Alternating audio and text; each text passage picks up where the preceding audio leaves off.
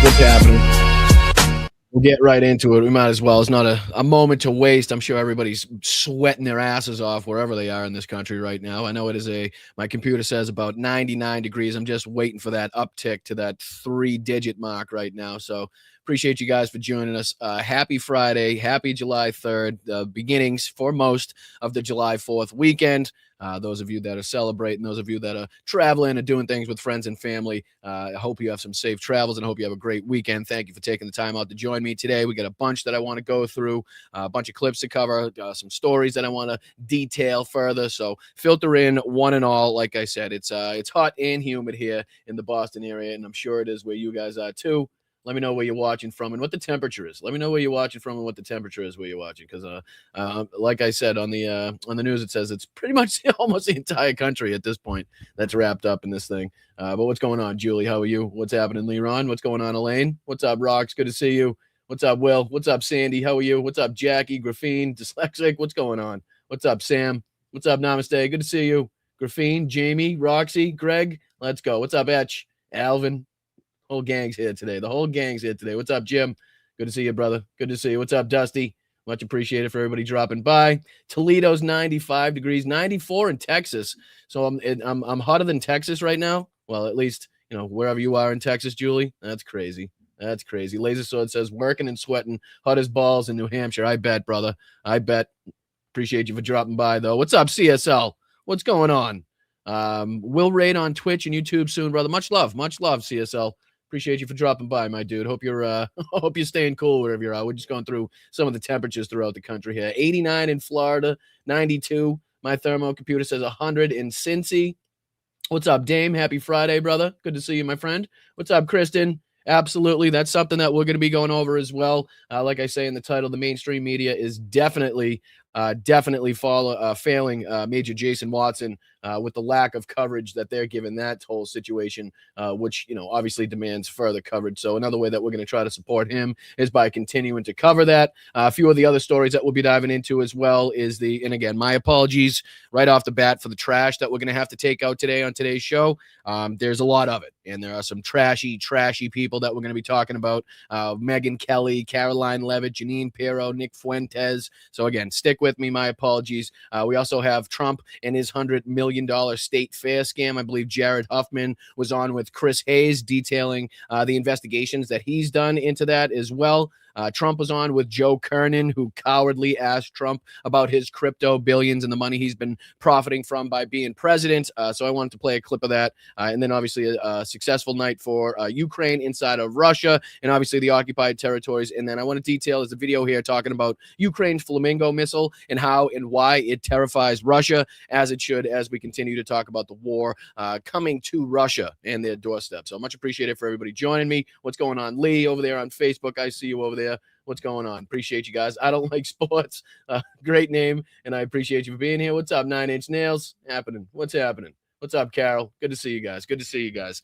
Much appreciated. And my apologies. I think they're either, repairing the roof up above me or doing something on like an AC unit. So if you hear some banging or screwing, probably should rephrase that. If you hear some drilling, that's not even a better way to say it. If you hear some loud noises in the background, it's only just some construction work going on, but we'll fight through it. So appreciate you guys for joining us. Hit that like button, subscribe to the channel. We are trying to get to 25,000 subscribers before midterm elections roll around, and it's only with your help that we're going to get there. We also have the Venmo up in the corner. If you want to financially support this independent channel, you can do it through the Venmo. You can do it through signing up at the Patreon at patreon.com/BostonBrian. You can do it by heading over to bostonbrian.com and getting some merch at the Blunt Politics merch site. You got a link over there, like I said, at bostonbrian.com, or there's YouTube memberships just underneath me in some region, this vicinity under here. There should be a button you can click. You can also donate those memberships as well to fantastic people in the chat. But big salute to everybody here. Much appreciated for joining us. Like I said, make sure you hit that like button, subscribe to the channel. We're going to start off again where we've been continuing to start off. We've gone up another couple percentage points. We've hit another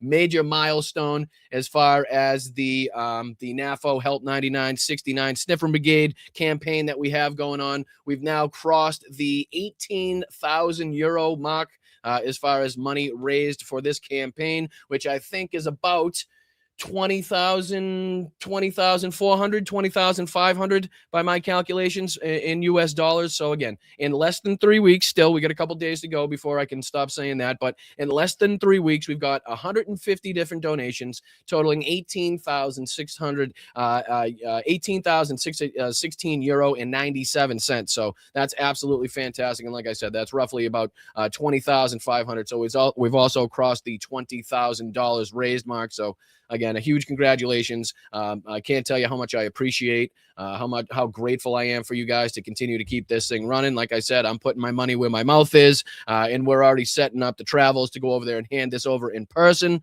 We're going to be going from here to Estonia and into Kyiv. So, like I said, I have all the faith in the world. I have all the confidence in the world that we're going to get this thing finished. So we only have 13% to go, 87%, which is unbelievable. Again, in the time frame that we've had, and we've had this thing running to get this far already is just I don't know, a huge accomplishment. I don't know. I wish I had more words to be able to describe it, but it is fantastic. It's unbelievable that you guys are responsible for doing it.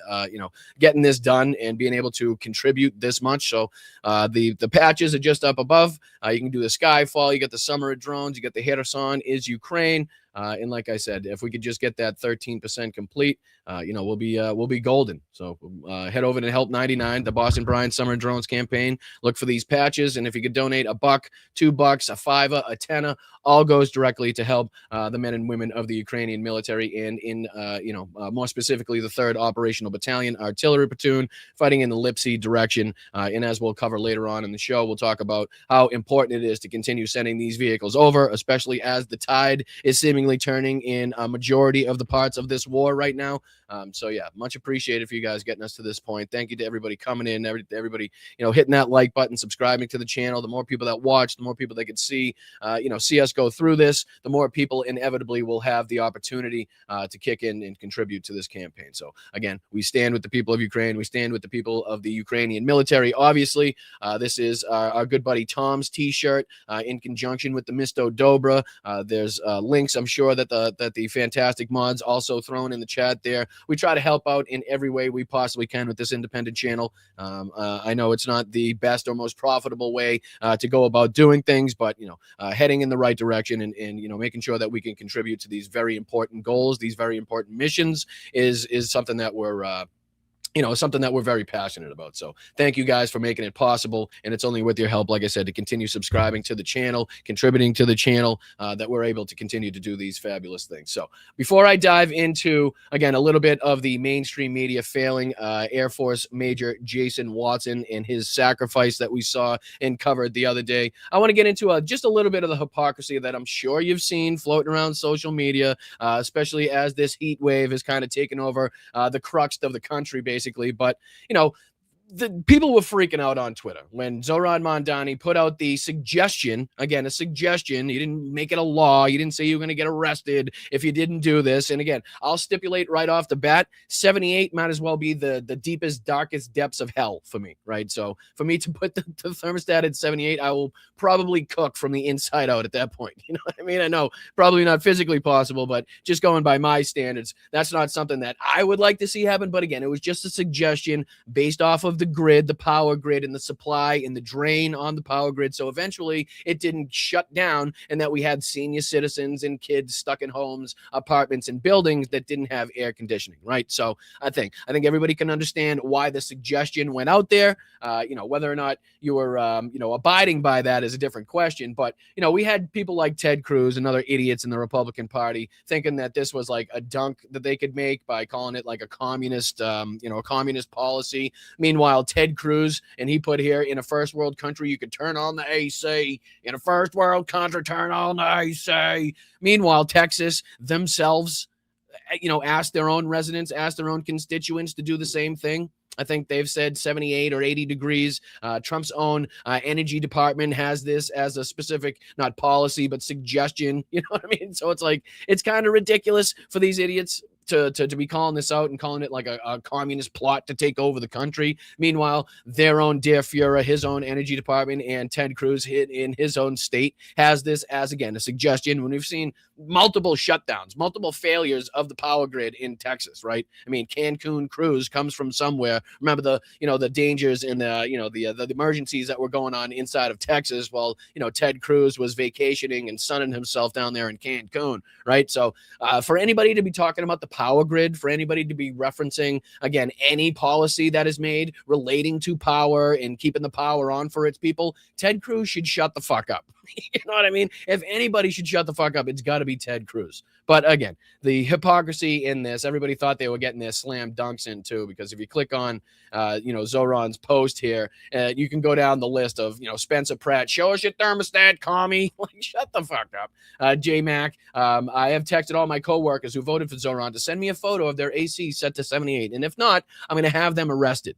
You know what I mean? Not understanding that it's a suggestion, again, so you could ease the strain on the power grid there, where everybody's having their AC on because of the high temperatures that most people are facing right now. 78 degrees, says Dave Portnoy, the guy that said he's going to run against Zoran Mondani in politics in New York City there. Welcome to communism, people. Hope you enjoy. Again, I can go back to Dave Portnoy's feed there, and I doubt he's got anything to say about Texas when Texas, again, as I said, asked their constituents, asked their citizens to do this when there is, added strain to the power grid there. Or again, like I said, the energy department in general for the United States under Donald Trump, basically having the same suggestions as far as temperatures, as far as where to keep your thermostat. I think it was like 78 if you're home and 80 degrees if you were to leave your house, which again, couldn't live in a house like that. Right hand, that's me. Maybe that makes me a bad progressive in this one, right? Maybe not the best person to be speaking about it as far as this, but I got,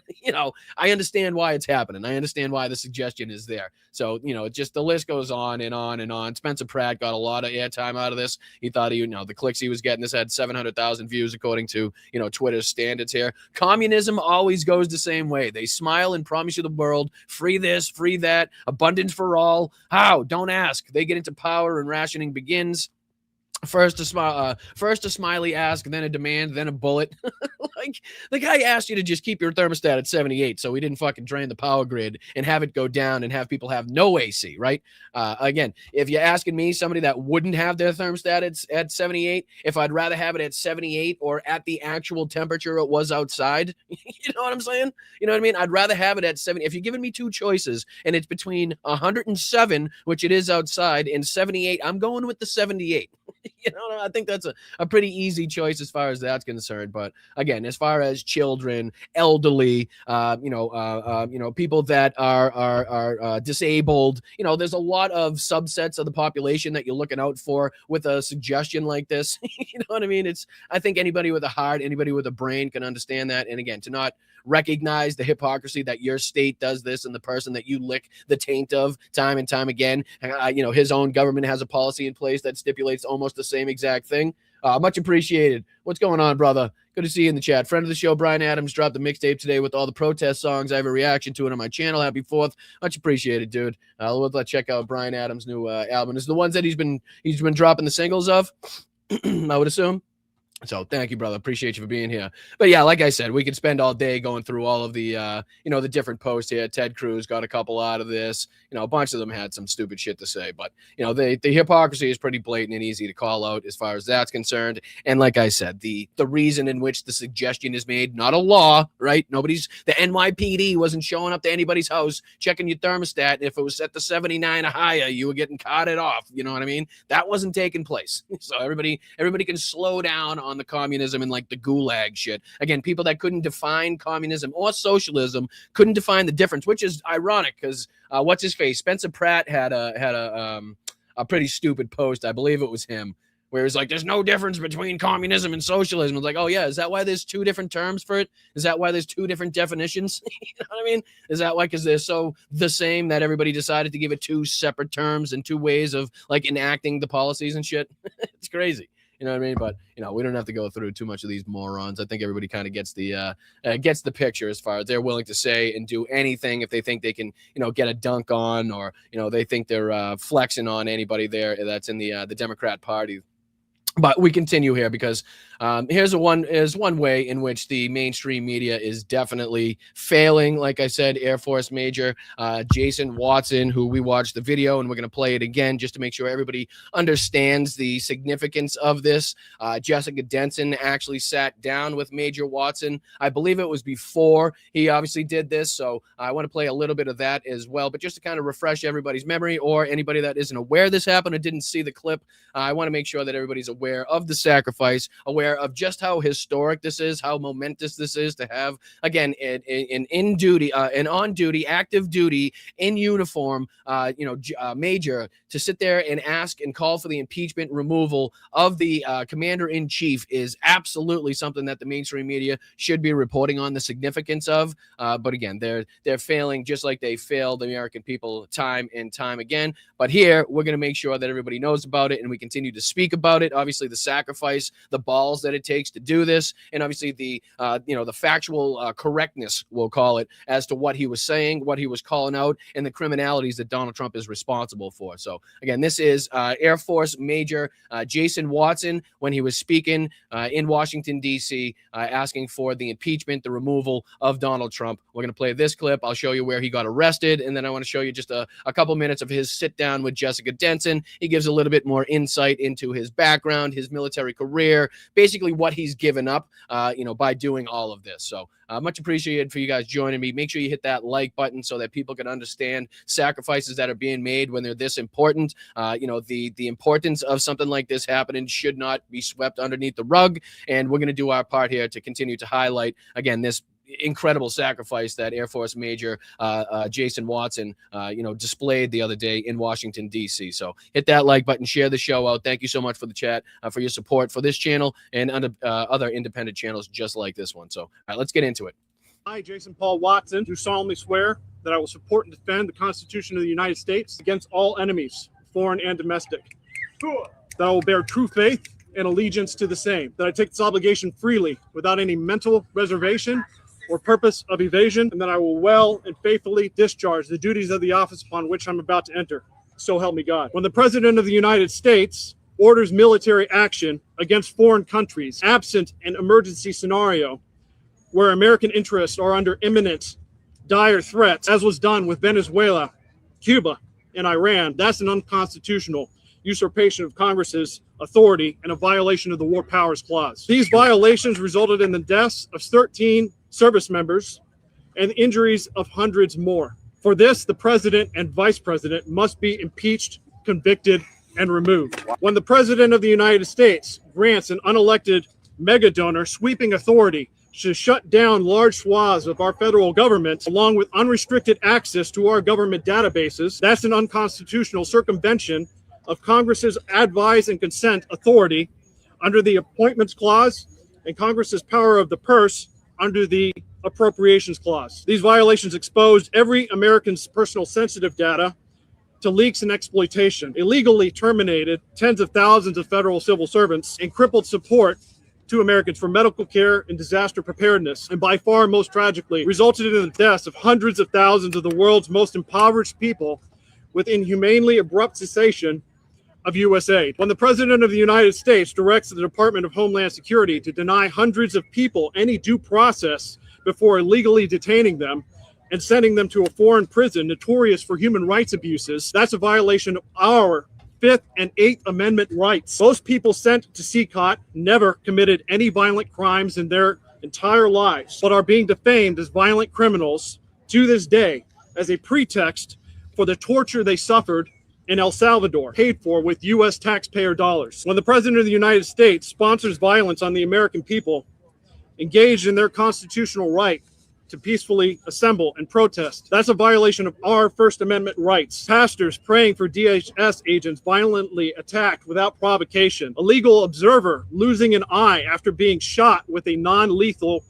by an ICE agent. A woman attempting to follow chaotic and contradictory DHS agent instructions fatally gunned down. A subdued man that posed no threat fatally shot after having his unbrandished firearm removed, with statements by high-ranking cabinet members also violating our Second Amendment rights. For this, the president and vice president must be impeached, convicted, and removed. I, Jason Paul Watson, do So solemnly again, there at the end of the video, you can see, the moment where they actually kind of take him into custody. I have a longer video here by Jolly Ginger on Instagram where he not only shows this moment, but he goes into further detail, being a veteran himself. Let me throw this on the screen. And again, I know we played this the other day, but where the mainstream media is failing to let everybody know the significance of this, the importance of this, it's left up to us independent creators to make sure that everybody understands what happened, what took place, the significance of it, and what it means for him to throw away not only his freedom, to sacrifice his military career, to be facing court martial, to be facing federal prosecution is obviously a sacrifice that means the message was worth, the sacrifice at that point. So again, like I said, this is from Jolly Good Ginger. This is the moment where they took Major Jason Watson into custody as he's standing on the steps holding the impeach, convict, and remove sign. Obviously speaking about Donald Trump. And then, like I said, there's a little bit of commentary on the end of it by Jolly, who's a veteran himself, as to the significance of this moment as well. So hit that like button, subscribe to the channel. Much appreciated, not only for Jolly for covering this, but obviously our deepest respects go out to Air Force Major Jason Watson for the sacrifice and the heroism that he displayed on this moment. All right, he's being arrested. They're now arresting him for being...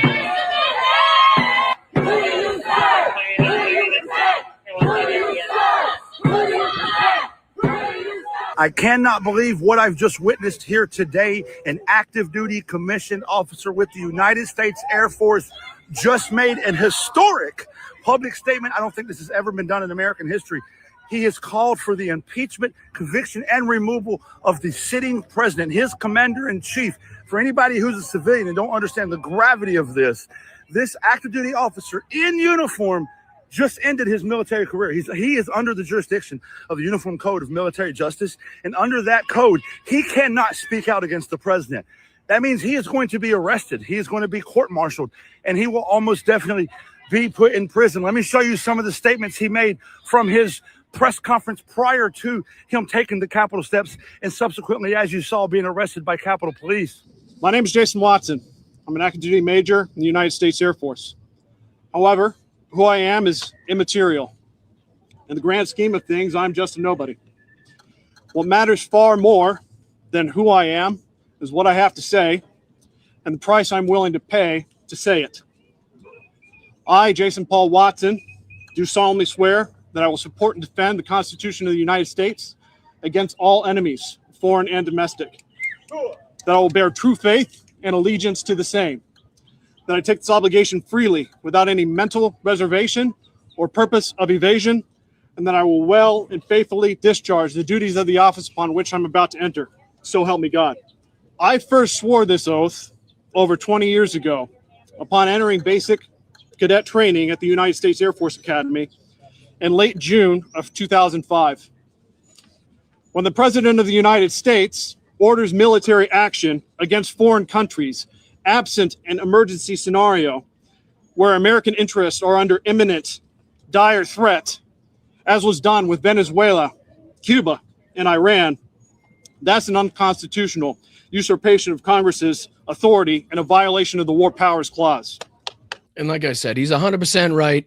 We went into the rest of that in what he said there in the clip before, but I don't know. I don't think that, the coverage of this is getting enough play. I don't think the mainstream media is doing nearly enough to highlight, to spotlight not only what this means, but the sacrifice that it takes for this guy, for this major to do this in front of cameras with the microphone, to get on the steps, to then be taken away in cuffs is it's shocking. And it really kind of exemplifies exactly where we are right now with this guy leading our government. What I'm sure a lot more people in the military are feeling, but again, he just had the balls to get out and say it, and it would be, I continue to say, very helpful to the major if there were a lot more people to step up in the military and speak out if they believe the same things, if they feel the same way, and to stand side by side, shoulder to shoulder with this Air Force major to make sure that he's not scapegoated, to make sure that Pete Hegseth and the Pentagon and Donald Trump and the White House don't make an example out of him, don't scapegoat him and throw the book at him so that nobody nobody else in the military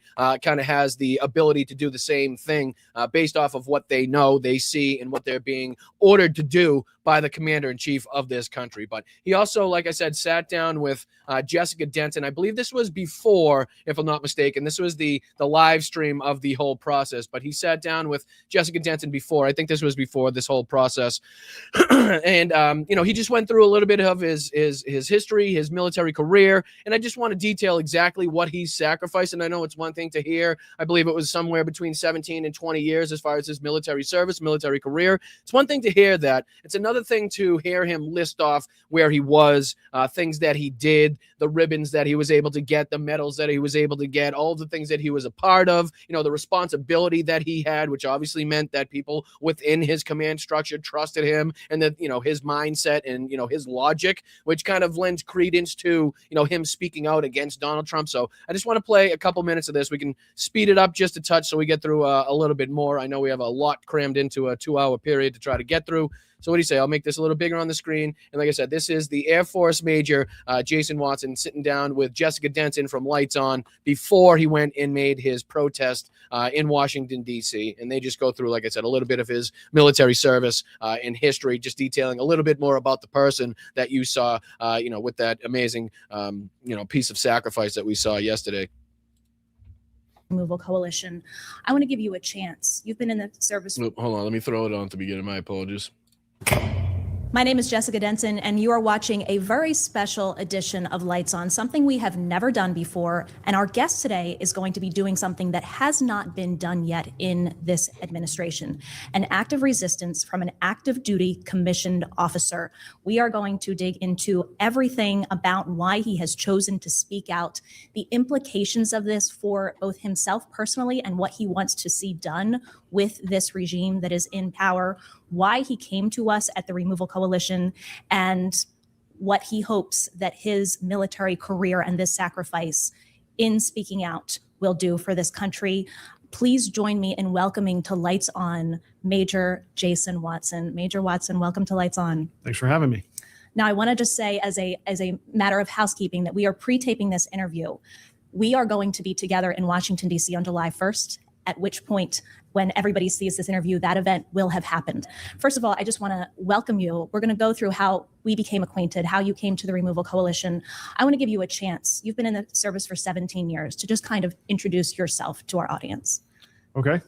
Well, I commissioned through the Air Force Academy. It's one of the most difficult experiences in my life. Very proud of having graduated. And then I became a logistics readiness officer. I've spent most of my career abroad in other countries. And, I'm just a guy, just an average officer. I would not say I stand out in any way. I would not say that there's anything bad or good about me in my career. Generally just kind of mediocre, There's too much humility, I think, that you're showing already. And I just want to thank you. I want to thank you for your service to this country. I know that getting into this moment is such a significant sacrifice and reflection on your oath that you have taken. You've spent 17 years. You've gone up through the ranks. I had a friend who's actually a retired Navy commander who helped impart just the gravity of your service to me. And I'm just going to read through a little bit of this so our audience has a sense of it. You have held senior military staff responsibility for essential logistics required for the United States to project combat air power from allied air bases overseas. You personally delivered that support from air bases in Alaska and the American Southwest, as well as forward locations in the Pacific Rim, Europe, and the Middle East, including a command assignment in Qatar. You are currently assigned, which is where you just returned from, to a NATO force integration unit in Poland. Your performance has been recognized by multiple unit and individual awards, including the Defense Meritorious Service Medal, 2 Meritorious Service Medals, the Joint Service Commendation Medal, 3 Air and Space Commendation Medals, the Meritorious Unit Award, the Air and Space Organizational Excellence Award, and multiple campaign decorations. This is in addition to clearance for sensitive compartmentalized information that you have. You're clearly someone who has accomplished a very significant career in the military. I want to acknowledge that for our audience in you coming to us today. So I understand you're very humble, but you have accomplished a lot for this country. Yeah, I really appreciate that praise. There's a lot of folks in the community that would, the veterans out there, active duty service members, that would look at that and say, okay, yeah, that's nice. And they'd be right to look at it that way. I have never been in combat. There's a lot of things that haven't happened in my career, and there's a lot of things that could have gone a lot better. But yeah, I mean, the main reason I just want to emphasize that is I probably would not be doing this if I thought I was some stellar performer, because essentially, because I am the person that I am, I can afford to do this without the risk that would come along with it if there, say, a general officer were to do the exact same thing. We're in a very, very dangerous time for our country where the military is barely hanging on, in my opinion, because the thing that holds us all together is our fidelity to the Constitution. And this regime, the Trump administration, has been tearing that apart. So, yeah, it's dangerous for any member of the military to do something like what it is that I'm doing, but I can afford to because I'm just not important enough, if that makes sense. So.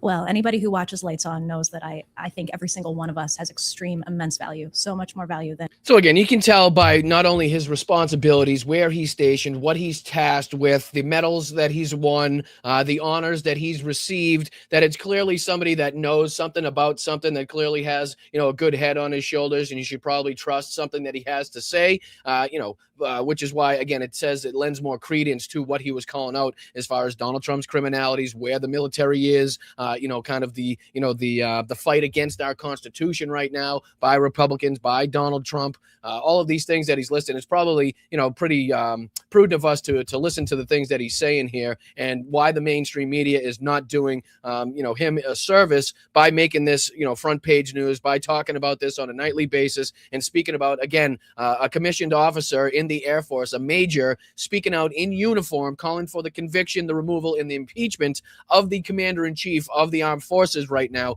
I think should be a much bigger story. And again, the story behind that is now bringing up all of the criminalities, all of the illegalities of Donald Trump's administration. So it opens it up to a bigger conversation as well. But, to support him, I'm sure there's crowdsourcing efforts out there that are, available to you guys if you want to support him. But again, my way in being able to support his mission, his statement, his message here is to just continuously talk about it, continuously bring it up. Not only that, but to highlight, obviously, the sacrifice and the heroism it takes, and basically the tough road that he has coming up now, that he knew that he was going to be in for. Like, he knew what the military code of justice said. Like, he knew all the ramifications and repercussions that were going to come with speaking out against his commander-in-chief, right? There are specific things that are said in the military that you cannot talk about, that you cannot say as far as opinions because of where you're serving, right? You kind of give up that opportunity. You give up that freedom in a lot of cases.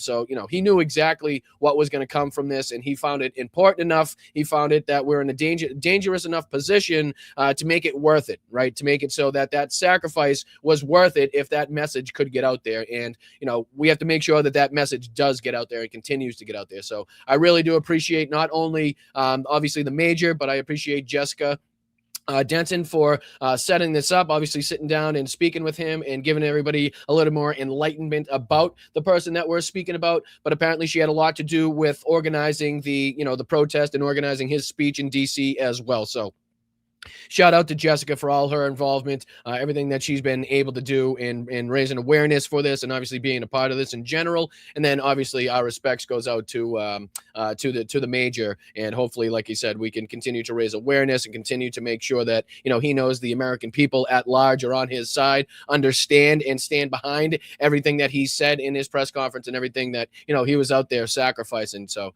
a big opportunity for us to continue to again raise awareness and support what the major was saying and everything that he's about to go through. So if you could hit that like button, subscribe to the channel, that would be fantastic. The more people that see this, the more people that understand obviously the sacrifices, obviously the more people that see the videos will be aware of what's going on, and obviously that's going to go to benefit the mission, go to benefit the message as well. So all right, let's get into a little bit of the, oh boy, I'm sorry, I don't even want to start this with you guys, but we got some trash to take out.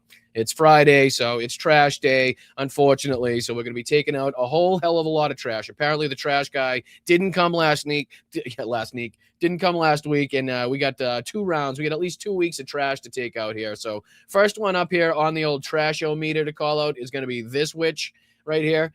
Caroline Levitt, she was on with Jesse Waters is going to be a mainstay today too, because it sounded like he had like a douchebag round robin. He just wanted to have as many douchebags on his show this night as humanly possible. So he had Caroline Levitt and Janine Pirro to fill out the first half of the Douchebag Express. So this is the first one I want to call out. This is talking about the full-blown commie revolution, and I'm sure they're going to bring up the thermostat. They're going to bring up, obviously, the primaries in New York. They're going to talk about Colorado. So I just want to see what KKK Caroline has to say, and obviously what we can call out here on Jesse Waters, Fox News, and with Caroline Levitt. So much appreciated as we call out the propaganda, the bullshit of Fox News here. If you could hit that like button, if you agree with what we're saying here, if you understand the message and you can't stand Fox News, you did find the right place. So make sure you join the community, hit that like button. Welcome to Blunt Politics. Let's go.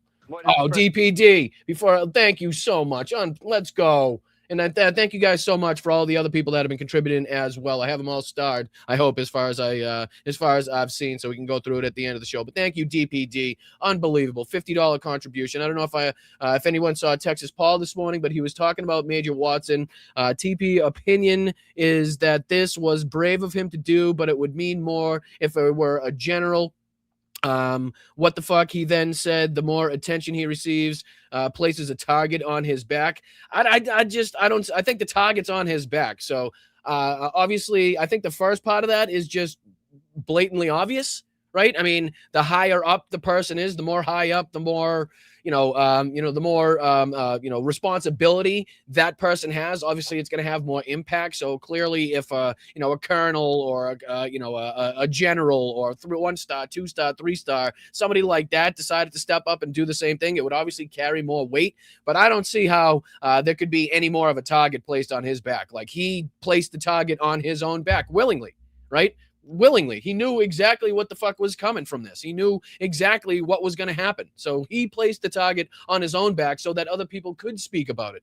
He didn't do that so that we could be hush-hush, right? He didn't do that so it couldn't be covered. Clearly, they wanted press there. Clearly, they wanted cameras there. They wanted microphones there so people could see it and react to it and speak about what he's talking about and the sacrifice that it takes. And obviously, the factual nature of what he's speaking about as far as Donald Trump. So I don't buy that bullshit at all. Like I said, obviously, if it was a general or somebody else higher up in the ranks, it would carry more weight. And like I've been saying on the show, if more people, even if they're lower in rank, right? Even if it's low-ranked people, if a bunch of them do it, that carries more weight as well. So, you can add up a bunch of people in lower ranks that would equal what one person or an officer would equal as far as, relevance, as far as, getting the news or getting the attention, getting the spotlight that it deserves. So the more people that do this, obviously it's going to take the attention and the focus off of Jason Watson. It's going to make it so it's going to be more difficult for the Pentagon to sweep this under the rug and throw the book at Jason Watson alone. And more people are going to be speaking about it. So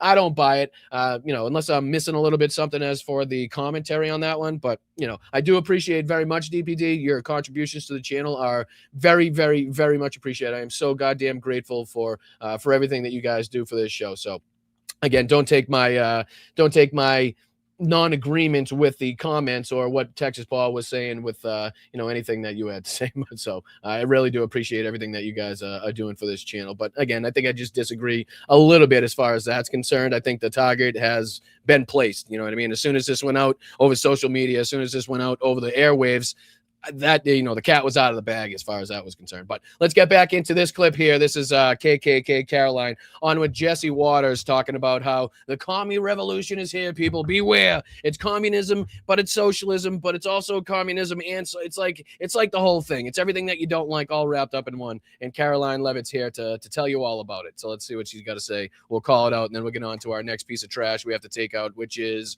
I believe, Janine Pirro on with Jesse Waters as well. So all right, hit that like button, subscribe to the channel. Much appreciated to everybody contributing in the chat. Thank you guys so much for supporting this independent channel. Let's get into it. Secretary Caroline Levitt joins us now. The commie revolution, Caroline. Did you ever see this coming? That was quite the monologue. Never would I imagine I'd be watching videos like that. Candidates running for the modern day Democrat Party. This is not your granddaddy's Democrat Party. This is not the Democrat Party of JFK. This is a... Thank Christ. Thank Christ. Thank God it's not that party. We don't want the granddad's party. That's the whole point here. We're talking about change, right? We need change. That's a good thing. We want to instill some fucking fear in some of the establishment candidates to make sure that they're fighting for the people. Right. So again, but this whole like communist takeover bullshit, this whole socialist communist, they're freaking the fuck out. They don't know what they're defining. They don't know how to define it. They don't know what they're talking about. And again, the policies for the people is basically, anything that's communism or socialism, it's good for the people, right? If you just interject and you swap out good for the people when all of them say communism or socialism, then you'll get a little bit more of what they don't like. You know what I mean? So just anything that's good for the people is communism or socialism to them. Again, they couldn't give you an actual definition. They couldn't give you, again, the separation and the difference between the two political ideologies, but they definitely think everything falls under those labels and categories. But again, just switch out good for the people whenever they say communism and socialism, and it'll become more clear. Full-blown communist revolution that is taking over Capitol Hill right here in Washington, D.C., just a few steps away from where we are sitting right now. The inmates are running. It really is amazing to see how much Zoran scares the shit out of these people, right? It really fucking, it's amazing to see how much, like, candidates that are for the people and want to do things for the people and want to, benefit society, and they want to not make it so that the 1%ers get every fucking opportunity to rape, pillage, and plunder the working class of this country. Like, it's amazing that they're so shook by this whole thing. Like, who could have seen this coming? Who could have seen that our fascist autocratic fucking views would have bred, these candidates that are willing to speak up against the injustices, willing to speak up against the criminalities of the White House, willing to speak up on behalf of middle and lower class people in this country that have been trampled on for fucking generations, right? That are struggling while we're watching the White House turn into a gold piece of shit. You know what I mean? While the president's flying around on a $400 million Qatari jet that the U.S. taxpayers paid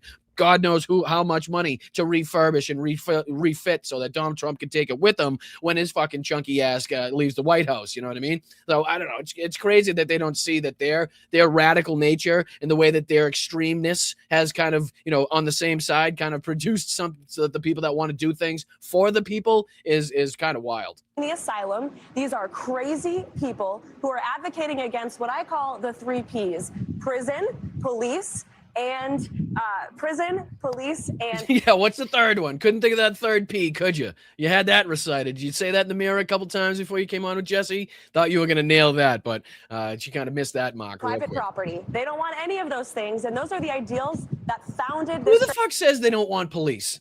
You know what I mean? Who's out there saying they don't want police? Yeah, I think we're just saying that the money that we've seen go into a lot of these police units throughout the country could be better spent elsewhere, right? We could put those resources to better use rather than, buying another couple tanks or fucking, armored personnel carriers for these police squads throughout the country. I think I don't think anybody's out there advocating for just zero police at all times. Great country 250 years ago. But as President Trump says, communism is easy to sell. You just promise people free stuff. Until a few years, you're living in squalor with no free home, no free food. You're just sitting there with a whole bunch of communists looking around and saying, what the heck happened to our failed state? And the president... You mean kind of like people are looking around behind you like, where the fuck is everybody? Again, the fact that they're still trying to set up at this fair like it's a W, like it's a victory, and more people are going to show up. I'll give them credit. I'll give them a little bit of credit.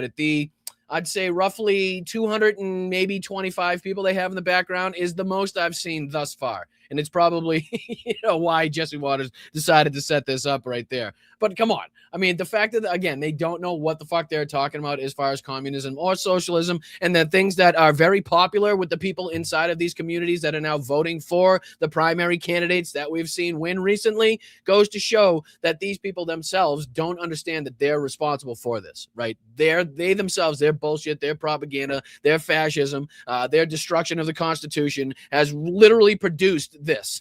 You know what I'm saying? So again, this was Caroline Levitt, and I think she goes on a little bit further to, and Jesse might in this clip talk about how, people are lazy now, right? People don't work as much. People are complaining that things are too costly. Well, those people, they just don't work enough. They're just too lazy, apparently. Anybody complaining about, the rise in prices of basically everything for generations at this point. Meanwhile, the static nature of what people get paid for whatever job they're doing has, stayed just that, stagnant. But let's see what else you got to say in this bullshit. Be a great communist. You give everything away for free. Sale to make. Yeah, everything's free. Communism, this new strain. It's the biggest threat the country in 250 years has ever faced. Bullshit. You're talking maybe more than the white supremacists? Are you sure that, because I remember when that was, again, said by the FBI and people inside of our government that was the biggest fucking threat that we face now. You know what I mean? Like the people that were breaking into the Capitol, the people that were threatening people all over the country and bombing voting sites and shit like that. Those people were the biggest threat to the country. Now all of a sudden it's the communists, the communists that aren't commies. You know what I mean? Like these fucking people, it just never ever gets old with them how stupid they sound. And I don't understand it. You know what I mean? I really don't understand it, how they don't understand how social ideologies are beneficial and that they're in practice right now. In a lot of instances, you could point at that they'd definitely be reliant upon in society today. But again, that would be socialism and communism. They can't do that. No. But again, interject and substitute good for the people every time they say communism and socialism, and it'll give you a good idea of what they're against. I'm going to skip ahead just a second because I think at the end of this, they talk about how lazy people are, and that's why they think everything costs too much. Party and it's common sense. That's what this is about. Communism versus common sense. That's a good way to frame it.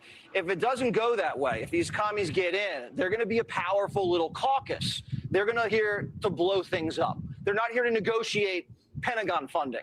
They want zero Pentagon funding. They're in here to destroy the country. And again, everything that they're trying to relate to the majority of these candidates was nothing that they ran on. Okay, it was something that was said either in an interview or online or in a post or something before they ran, right? And again, what they ran on is not what they're calling out. What they ran on and what the people actually elected them because of is not what they're calling out. They're calling out, and I guarantee you could go back inside my social media feed, and if I ever decide to make a run in politics, I'm sure there's going to be a whole hell of a lot that everybody's going to be able to call out and pull up as far as past tweets, right? Everybody's had that kind of explosion where you get pissed off, you get frustrated, and you probably, said a few things that you maybe didn't want to put out there, but it's out there now. But a lot of what they're trying to, again, paste on the wall, throw at the wall for people to believe is things that were said or done years ago or out of anger or out of frustration that, again, they didn't run on, weren't policies that they said they were going to put in place,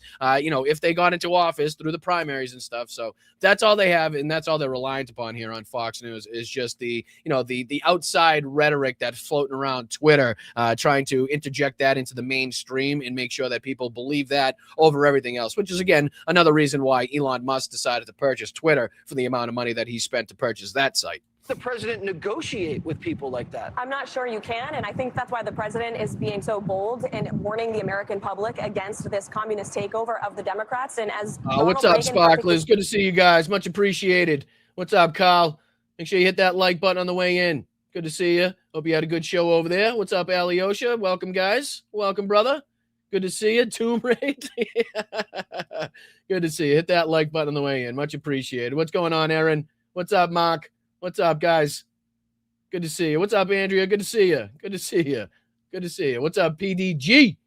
Look at the whole crew's coming in. The whole crew's coming in. All right. Hit that like button. We're just going over. We're taking out some of the trash today, ladies and gentlemen. It's Friday. Apparently, the truck didn't come last week, so we got like 2 weeks worth of trash to take out. Caroline Levitt being the first piece of trash that we're calling out. And she's just, doing the red scare. She's worried about this communist takeover, the socialist takeover that somehow is both communist and socialist. They couldn't tell you how it's both. But she's on with Jesse Waters here. Not only talking about that, but also anybody that says things cost too much right now is just a lazy piece of shit, apparently. I'm paraphrasing, but that's basically what they say in this next segment coming up here. And then we got to jump on to, definitely don't want to put it like that. I was going to say we got to jump on to Jeannie and Piero, but nobody's ever said that in their lifetime.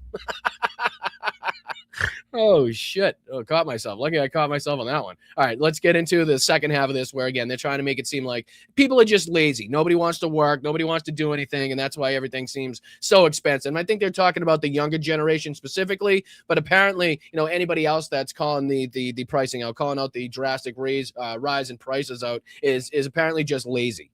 You know what I mean? Stated freedom is never more than one generation away from extinction. If these communists are given a chance at power here in Washington, D.C., if they retake the majority in Washington away from the Republicans, we will be heading down a communist takeover. Ask the people of Cuba how that worked out for them. They are begging to come here right now. Some of these kids, and I call them kids because they're in their 20s, Listen. and they've never had real jobs, and they're complaining things are expensive. Yes, things are expensive when you don't have a real job. Right. Do you think that's getting traction? Complaining? So apparently all you young kids out there, anybody that may be watching this now or later, or if you have sons or daughters or grandsons and granddaughters here in the chat, right? Apparently if they're struggling, if they're 18, 20, 25, they're struggling right now to pay for anything, to buy a house, to pay for rent, to do things on their own. It's because they're lazy. It's because they don't have real jobs, right? Even though, you should be able to still work, the young kid's part-time job and still be able to at least live the life that a young kid would lead, right? You don't have to have like a job on Wall Street to be an 18-year-old, to be a 20-year-old. Well, you shouldn't, apparently. But Jesse Waters thinks that everybody, all the young kids now, if you can't afford anything, it's because you're just outright lazy. And back in my day, we all work for it and shit, right? Is there cases? There are there instances where that's the case. I'm sure. Is that the overarching sentiment? Is that the overarching problem in why young people right now can't afford to buy a home? Are there young people that do everything right, that work their balls off, that save as much as they possibly can, that don't do drugs, that go to college and all these things, get their degree and they still can't make ends meet when they come out? Abso-goddamn-lutely. So for him to say that nobody's got a real job and everybody's lazy, just goes to show you the contempt they have for the middle and lower class of this country and your kids and, like I said, grandkids, nieces, nephews that are out there struggling right now because of the drastic rise in prices of basically every fucking good that you need to live your daily life right now. Unfortunately, I do, because this generation, my generation, I hate to say it, Gen Z and those younger than me have been raised with just silver spoons in their mouth, just getting everything handed to them. That's not the values this country was built on. It was built on meritocracy and hard work, pulling up your sleeves. Merit-fucking-tocracy, the irony, the goddamn irony of Caroline Leavitt, KKK Caroline, to sit here and talk about meritocracy is beyond the pale, okay, is absolutely asinine. Looking at the administration that she works for, there's not a single motherfucker in that administration that is got the merit, like that has the ability, that has the knowledge, that has the know-how, that has the background or the experience to be in the position that they now hold. Okay, Don Jr. didn't get a $620 million Pentagon contract because of merit. Okay, he wasn't the best and most knowledgeable drone operator or fucking contributor to a drone company in the country, which is why he was filtered out through all of the other guys that put in their bids, all the people that put in their offers. Right? You know what I mean? That's not what took place. No, they were handed over to these people. Eric Trump. He didn't get a $25 million fucking Pentagon contract because he was the most valuable person or the most meritorious person, to be, vying for that contract, right? No. I mean, Pete Hegseth, right? We're talking about merit.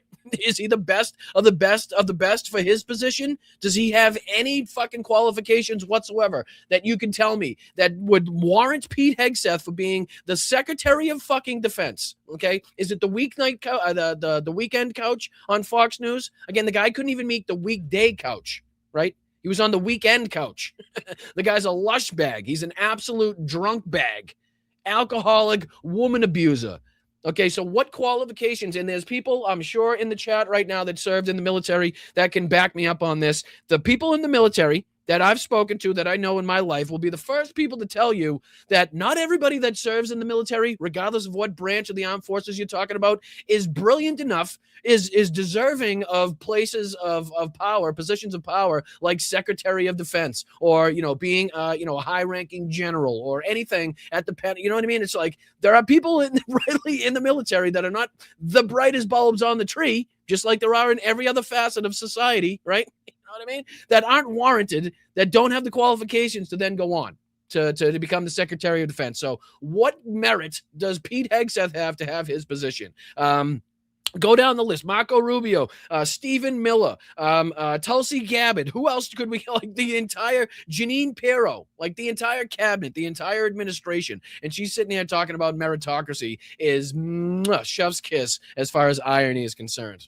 Yourself up from your bootstraps and achieving the American dream, and we need to protect it with all we got. Is it laziness? A little bit. Is it because the professor said the country's corrupt, it's evil, and we just need to shake them? Yeah, it's just laziness, apparently. That's why everybody's struggling right now. It's not the fact that Donald Trump's, spending more time figuring out he can rob, pillage, and plunder the American people and the world writ large for as many billions and billions and billions of dollars as he can get away with, while, again, plunging the people into poverty based off of the dramatic rise in oil and gas prices. Again, the lies that he told as far as lowering the cost of living, ending the wars that he said he was going to end, all of those things. But it must be just pure and outright laziness by the American people if you're struggling right now. It's not the fact that, like a lot of people in this chat right now, worked your entire fucking life, are now on a fixed income, and you've seen what you thought was going to be a pretty good nest egg, right? A nest egg that you thought that you could get away with. You know, you could live out your retirement years on and you wouldn't have a problem. You know, you might have to pinch some pennies here and there,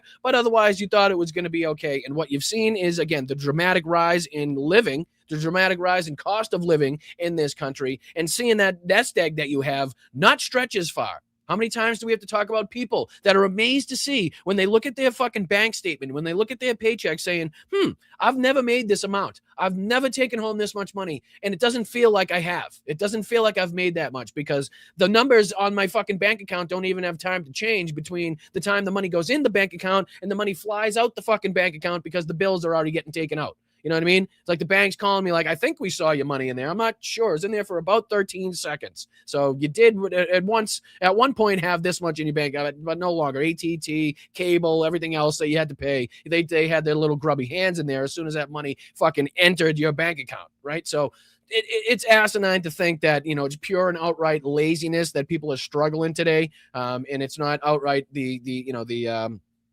policies that are being put in place by these fucking autocrats, dictators, and fascist fucks that we have in office right now. Obviously, it's been a generations-long problem, clearly, but right now we're kind of seeing the peak of that. But all right, let's go on to this next bit of trash that we have to take out because obviously, unfortunately, I got to say, it involves one of the same pieces of trash, and it's Jesse Waters because he was on, I should say that Jeanine Pirro was on with Jesse Waters, and she was talking about the reflecting pool, and Jesse was asking her if she had evidence to suggest, if there was evidence that she could prove that somebody was actually going in that pool and vandalizing it. And she absolutely says yes without providing that evidence. Clearly, we've only seen like tickets being given. I think they indicted a former Olympian. I think they're trying to carry that even further as well. But let's see. I just want to call out this quick clip here of Jeanine Pirro once again trying to get everybody to believe that, you know, there's like huge reason to suspect there's this like widespread plot of vandalism going on around the reflecting pool. And it's not just outright incompetence. Again, talking about meritocracy. Who got the fucking bid? Who got the bid to do the reflecting pool? Was it the guy that was most qualified to do it? Was it the company that was most qualified to do it? Or was it a guy that knew somebody that knew somebody, right? Was it a criminal that knew somebody that knew somebody? Was it a criminal that worked for Donald Trump at some point? Was it a criminal that had given money to Donald Trump's campaign at some point, right? That's not meritocracy. That's not, you know, the most qualified person. That's who can give me the most money, who's the closest, and who can I fucking, you know, which one of my cronies can I give this federal assistance out to, basically. You know what I mean? So that's the difference in the hypocrisy between Caroline Leavitt saying it's a meritocracy and everything that she represents right now as far as this federal government is concerned. But this is Jeanine Pirro talking about the reflecting pool and how she's got, I guess, some pretty good evidence to suggest. And listen, I just want to compare what she's saying with the pictures that they're showing, because who goes into a pool? Let's just stipulate, okay? We'll grant what these assholes are saying. We'll grant what Jeanine Pirro is saying. Somebody went into this pool and what she calls a 3 yards, right? Donald Trump called a 350-foot gash somehow now turns into a cut or a slice or a marking that is like a couple yards. But even then, looking at the pictures that they're showing, who the fuck would go in there and slice these shapes? You know what I mean? Wouldn't it just be like consistent slices or like a square or like something along those lines? Like if you look at the pieces and the chunks that have come up, it's like, no, the fuck buddy would ever cut that shape. You know what I'm saying? It's clearly just showing the bottom coming off where it either didn't adhere or, I don't know, maybe a huge fucking convoy of heavy vehicles drove over it at some point in time. I'm just speculating, of course. But again, here's Jeanine Pirro on with Jesse Waters. And then the next clip we got coming up here is Megyn Kelly. So we're going to take out the trash. I want to reiterate what scumbags these people are. But Megyn Kelly was on with Paul Murray, a Sky News program.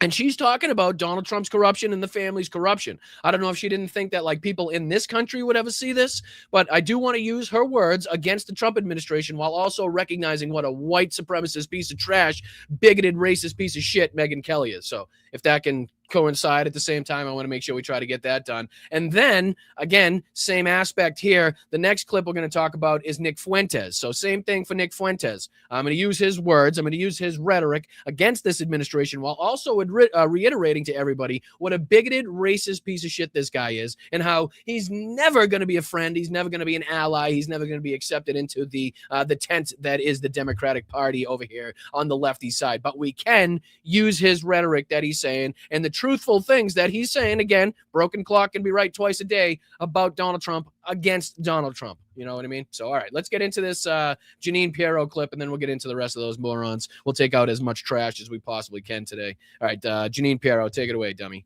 A lot of people, when this first happened with the pool, didn't believe the president that there was. Look at the. I just can't get over why they keep setting the cameras up here. Why do you keep setting the cameras up here? You got Brooke Rollins trying to talk about how like a fantastic achievement this is, the state fair. I'm talking about the fair behind them. And you just continue to see scenes like this. And this is when it's cooled down. Like this place should be fucking, the place should be packed. You know, if they actually had events that were worth going to, if they actually had like entertainment that was worth seeing, if they actually had rides that were worth riding or anything to draw people into this and not just a way for Donald Trump to, again, embezzle what is almost and reported to be about $100 million from this one project. You can see here, this is the clip we got coming up later, is Chris Hayes on with Jared Huffman. And Jared Huffman is detailing some of the investigations that he's done into this 250 celebration. And, you know, how Trump's pocketing from that as well. But, yeah, let's get back into Jesse Waters and Janine Pirro. But I just can't get over the fact that they continue to set the camera up here. Like, shoot it to the sky or something. Take a look at the stars. There's more to look at there than there are people behind you, for crying out loud. Unreal. It's vandalism. That's not the case. Yeah, it's not the case at all. In fact, I was at the reflecting pool yesterday. There not only is a vandalism that is reflected in. Like, look at these shapes. You know what I mean? Like, nobody's cutting that fucking shape. You know what I'm saying? Nobody's going in there and going, okay, I want to cut this incredibly random, but, you know, definitely fucking, you know, not looking like I did it with the knife shape. You know what I mean? Those are just jagged edges. There's nothing to suggest that that was done with a knife. Nothing. Like, nobody's cutting that shape. Like, it's still kind of adhered over here. It's just not adhered over here type thing. Like, you see over here, it kind of looks like it's still, like, you can't see any space in between, you know, the pieces that are coming up and the bottom of the pool. Like, that's over. That looks like it's still adhered. So it's just certain places. Doesn't look like anybody cut that shape to me, you know? Today's indictment. But there is a cutting. Yeah, somebody, let's see. I don't even know how you do that. That just looks like a shape that was kind of drawn into the algae. You know what I mean? Almost looks like a worker dropped a tool on top of the algae, and that's the mark that it left. Like, that doesn't even, to me, look like that it's cut out. It just looks like the algae's growing on top of it, and somebody dropped some sort of fucking tool, or like, you know, it could have been, you know how they're in there with like the rakes or whatever they're doing to clean the bottom of it. Like, that could have fallen into the bottom of the pool, and the end of the tip of it made that shape. Like, that could be anything. Of the there's another one. Like, obviously, somebody clearly tried to cut the shape of their state. Maybe, I'm guessing that's what they want us to believe. Somebody went in there and cut. What is that? Alaska? I'm not sure. What state does that most represent there? You know what I mean? It's like, just doesn't look like a cut or a shape that somebody, like, why would they go over here? Okay. Why would they go over here and then cut this way? You know what I mean? And then why would they be like, let me cut this huge patch here. And then let me cut this little slit. Let me cut Tennessee over here. Let me do Alaska and Tennessee. You know, it's like, it just makes no sense. At the base of the pool for several yards across the pool. And someone was... Do you hear what she said, though? For several, I'll play that one more time. For several yards across the bottom of the pool. Donald Trump said it was a 350-foot slice. Okay, he with no fucking mincing of words, no ifs, ands, and maybes. It was a 350-foot slice straight down the middle. Okay, that's what it started off as. Now it's there's a 3-yard section with some destruction in it that we may suspect people that we have arrested for sticking their hands in the water kind of did when we weren't looking.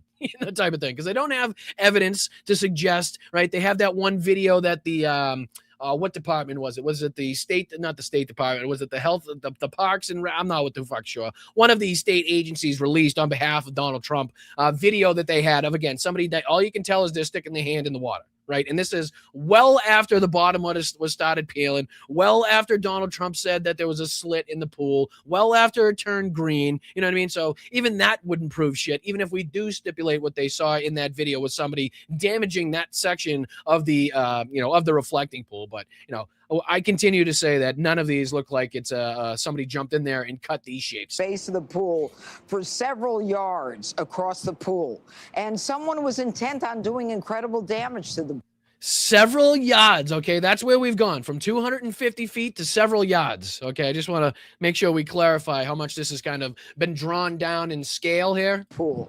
But what we've seen after are other people who want to do continuing damage. And one of the biggest problems, and one of the what is going? Does she have a red light focused on her cheek, or did she go really heavy with the blush? I mean, did she got a crush on Jesse here? Was she trying to impress Jess? Like, I feel like there's just like a really bright red or pink light that's like 3 feet from her face or cheek. I don't know. That's really heavy shit right there. That's like Cruella de Vil type shit. Ugliest things that I think is out there are people trying to destroy monuments and statues. Part of our Where is your evidence, ma'am, to suggest, to prove that somebody jumped in there and started cutting random shapes in the bottom of the pool?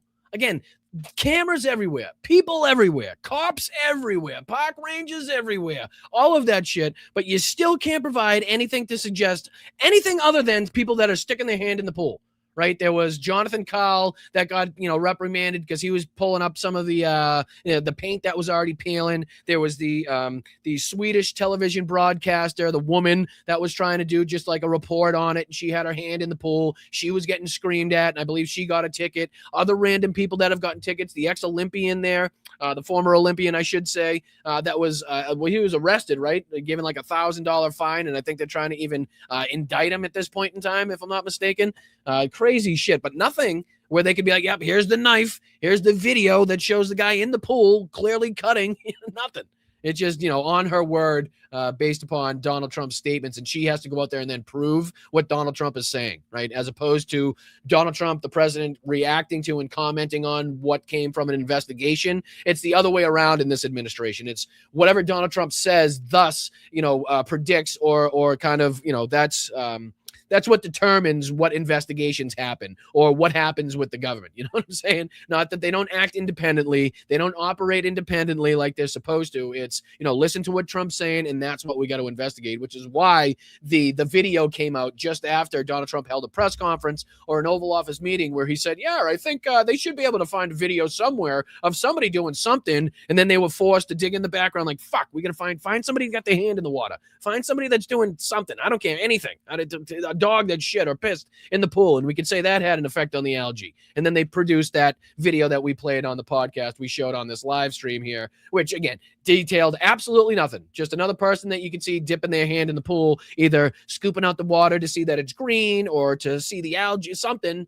along those lines, but you cannot see or prove that he was out there slicing and dicing and hacking away at the side of the pool. Nothing. But all right, let's go to our next piece of trash to call out today. Again, I don't want to spend too much time on each one of these pieces of trash because they tend to start smelling after a little bit of time. But this one's Megyn Kelly. So again, a little bit of a reiteration on what a white piece of trash Megyn Kelly is. Just look back. You don't have to look any further than her recent Haitian rant, her bigoted, racist Haitian rant against the TPS and the the Syrians as well. But yeah, she's just one of these just ginormous pieces of trash. But she even here kind of gets it a little bit right. Like she's on with Paul Murray from Sky News, and she's kind of talking about Donald Trump's corruption. What his sons have been able to do as far as pocketing money and growing wealth during Donald Trump's second term here already. But, like I said, a broken clock, even a really racist, broken, bigoted clock can be right twice a day. I'm going to use her words against the Republicans. I'm going to use her rhetoric against Donald Trump. But I'm also going to reiterate that she is no friend, ally, or person that is going to be welcomed into this area, this sphere, this aspect of the political, domain here on the left anytime soon or ever by that stretch of the imagination. So, again, two things can be true at the same time. She can clearly be correct in the corruption that she's talking about. not as much, not called out as clearly, as they continue to do. They have to, kind of hold their front here as far as towing the party line for MAGA, while also calling out the blatant act of corruption. And then we'll follow this trend into a little bit of this maggot as well, who's calling for the impeachment once again of Donald Trump and calling out the ridiculous corruption. But like I said, broken clock moment. He's another racist, bigoted piece of shit. That is no friend or ally, but we will use his rhetoric because he's directly responsible for getting us into this position, much like Megyn Kelly, directly responsible for getting us into this position, which is why her words, her rhetoric, and things that she's calling out will stand to have some sort of benefit or at least carry some weight for the maggots, for the Republicans, for the conservatives that may eventually be watching this show. So again, we can just make fun of her just in general, but hopefully it carries some weight for people that are watching this later and recognizing, again, the corruption that everybody else sees. But here's just a couple minutes of this. Again, this is a real quick clip. We don't have to dive into too much of this, so don't be afraid we're going to watch too much of Megyn Kelly. But here it is, just real quick on with Paul Murray live from Sky News. I don't feel great about our leaders. I'm not going to lie. I'm disappointed with some aspects of the Trump presidency, for sure. Like the Iran war, that's number one. It's so grifty. I'm not going to lie. It's grifty. Grifty, again, just the cowardice. I don't know, what other way to describe it. Like the utter fucking cowardice to be able to sit here and have to tiptoe around what she clearly knows is blatant and obvious corruption. Okay, the likes of which we've never seen in this country from a president and his family, bar none, by far. Period. End of fucking story. Nothing else to be told as far as that's concerned. She knows it. She knows it. But for her to be like, it's a bit grifty. It's a bit grifty. Like a grifty bitch. You're a grifty bitch. You grift, bitch. Donald Trump is raping, pillaging, and plundering the fuck out of this country, right? But while he's destroying our partnerships, while he's destroying our relationships with countries all over the globe, he is raping, pillaging, and plundering in every aspect of those fucking global deals, global trades, global economy, anything he possibly can get his fucking stupid little mushroom into, he's doing. Right. And if he can interject his fucking dumbass sons into it, even better. And if Ivanka can get her fucking dumbass into a piece of it, all the best. You know what I mean? So for her to be like, it's kind of grifty. It's like, shut the fuck up. Like grifty 2.2 billion that we know about is not grifting. OK, that's something well beyond grifting. You, Ben Shapiro, Benny Johnson, those motherfuckers, you guys are grifters. OK, even on the high levels of the grifters, too. But, Donald Trump, that's well above grift at this point. So even when she's trying to call him out, same thing that we see from all these dickheads, right? Even when they try to call him out, or even when they're willing to call him out or to say this or that, Trump we saw it from, who did we see it from? Kayleigh McEnany was talking about how with the Zoran Mondani tweet and communism bullshit, she had a clip on Fox News where she was like, yeah, I love bashing Zoran. I love to talk about communism and socialism. But, in Texas, we do say this, and it is kind of like a federal thing that they talk about as far as what we should be doing as far as strain on the, so she was even trying to call it out while also being like, yeah, this is great though. Like, I love the whole bashing on communists, bashing on socialism, bash on Zoran, keep going. But, we're also not being really factual here on Fox News when we say this. It's pretty hypocritical. So even when they try to attempt to say the correct thing, they have to whitewash it. They have to fucking butter it up so that either Donald Trump, it doesn't perk up his ears as being like a dig at him or kind of like a moment to try to embarrass him, but just them just kind of shooting the shit and saying what they feel. But here's again Megyn Kelly calling it a bit grifty. It is grifty. There's been story after story about all the money that his sons are making off of the government, these government contracts they're getting, all that. I can't stand that stuff, and I love his sons. Okay, so I say this as a true fan of theirs, but yeah, somebody that still wholeheartedly supports every mission of this fucking administration, wholeheartedly supports the entirety of the Republican Party, as much as she tries to say, I don't like this, or nope, she's right there. She's still the bigoted, racist, homophobic, transphobic piece of shit that all the rest of them are, right?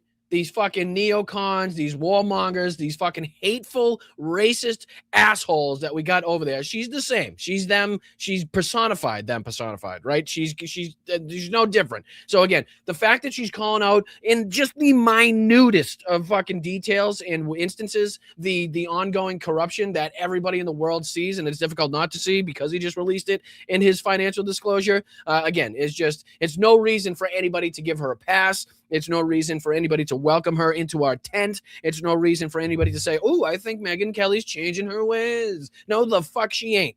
Okay? The fuck she is changing her ways. No. She may be, again, the whole broken clock, right twice a day, and maybe there's some things that are way too obvious for her that even she's willing to call out in the slightest way, but that doesn't, develop into, a huge shift in ideology, a huge shift in her political thinking. So everybody can miss me with the, Marjorie Taylor Greene, Tucker Carlson, Megyn Kelly, even Nick Fuentes being like, ooh, maybe we should give him a chance. No, the fuck we ain't going to give him a chance. I can tell you that much. We can use their words and rhetoric against the assholes. We can use their words and rhetoric against the people that support Megyn Kelly, that support MAGA, that support Nick Fuentes, that support Tucker Carlson or Marjorie Taylor Greene and their MAGA movement, to show them what idiots they were, how much they were lied to. That's what we could do, but you best fucking reiterate and you best let everybody know what scumbags these people are and how they're no friend of ours and no allies of ours, regardless of what they say, okay? Can people change?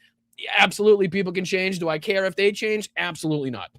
Absolutely not. Sorry, not fucking sorry. The shit that we've been put through, the position in which our country is in right now, the racist, bigoted rhetoric that they've espoused, the shitty things that they've said about people. No, sorry. People can change. I don't give a fuck if they do. So, in their, on their account at least, in their instance at least. So, here's Megyn Kelly again, just going on to talk about this corruption. I didn't like it when Hunter Biden was doing it, and I don't like it when the Trumps are doing it. But having said all that, it's a binary system. There's no question Trump is reams better than that lunatic Kamala Harris would have been. See? The birthright citizenship, at least. How the fuck can you say this? How? What are you using as an example, as a piece of evidence, as a data set to say that Kamala Harris would have gotten to office and she would have pillaged and plundered and profited herself to the tune of $2.2 billion? Okay? Like, what are we using to suggest that? I want to know. Like, what in her past has said she was going to come in and she was going to make foreign deals and she was going to make 21,000 stock trades and she was going to start crypto coins and she was going to sell Bibles and she was going to sell fucking hats and sneakers and sunglasses and footballs and jackets and shit. Like, where are you getting this? You know what I'm saying? Like, the fucking mental gymnastics that you have to do to sit there and be like, well, look at the corruption, the $2.2 billion and, a president enriching himself, based off of the fact that he's the president of this country. Meanwhile, everybody's struggling to see that. And then to be like, wow, thank God we don't have Kamala Harris. It's like, what? Wow. How? Where? What? When? Why? You know what I mean? Like, how the fuck is that a thought? Like, how is that the next logical thought that goes through your head? Not logical, but how is that what you are considering a logical thought that goes through your head? You know what I mean? Just makes no sense to me. Makes absolutely fucking no sense. Nothing in her background would have suggested that would be in a worse position right now. Are there things that we could call out? Absolutely. Absolutely. Without a shadow of a doubt. But, to think that would be in a worse position now as far as wars, as far as the economy, as far as, corruption inside the administration is just asinine. Nothing to prove that whatsoever. Nothing to suggest that would have even been remotely the case by any stretch of the imagination. But Megyn Kelly says it like it's, pure fact. Right? Like, oh, we all know that, God forbid, if Kamala got in, we'd be in a much worse position than we are now as far as, again, distrust on the world stage, again, degradation of our relationships with our allies, wars that are raging around the world right now, fucking, again, the fact that our economy is being propped up by about 7 different companies right now, and if they tank, we're all screwed. You know what I mean? Like, all of the things that we could list right now, exorbitant cost of living, we continue to talk about all those things. But, if Kamala was here, holy shit, God forbid. Like, shut the fuck up, bitch. All right, so let's jump onto this one because this is, again, along the same lines, a scumbag, a little weasel, a little Nazi that just happened to be getting what he's saying correct in this instance, but that doesn't, again, align us with him, with ideology. That doesn't bring him over closer to our, side of the aisle, not by any stretch of the imagination. So I want to continue. Every time I play this, I want to reiterate that were using their rhetoric against the morons that got us into this position. Okay, these people they're a lost sauce. They're a lost cause for society. They deserve no fucking flowers. They deserve no credit, no respect, no applause, no congratulations, no thank you, none of it. Absolutely fucking none of it. You see them trying to walk into a place or a building or a business that you're at, you give them the what, where, and when, the what, where, and when, okay? And say it's from me. But again, I will use their rhetoric like he's saying here, and he's calling out the millions and millions of dollars that Donald Trump's been able to scam.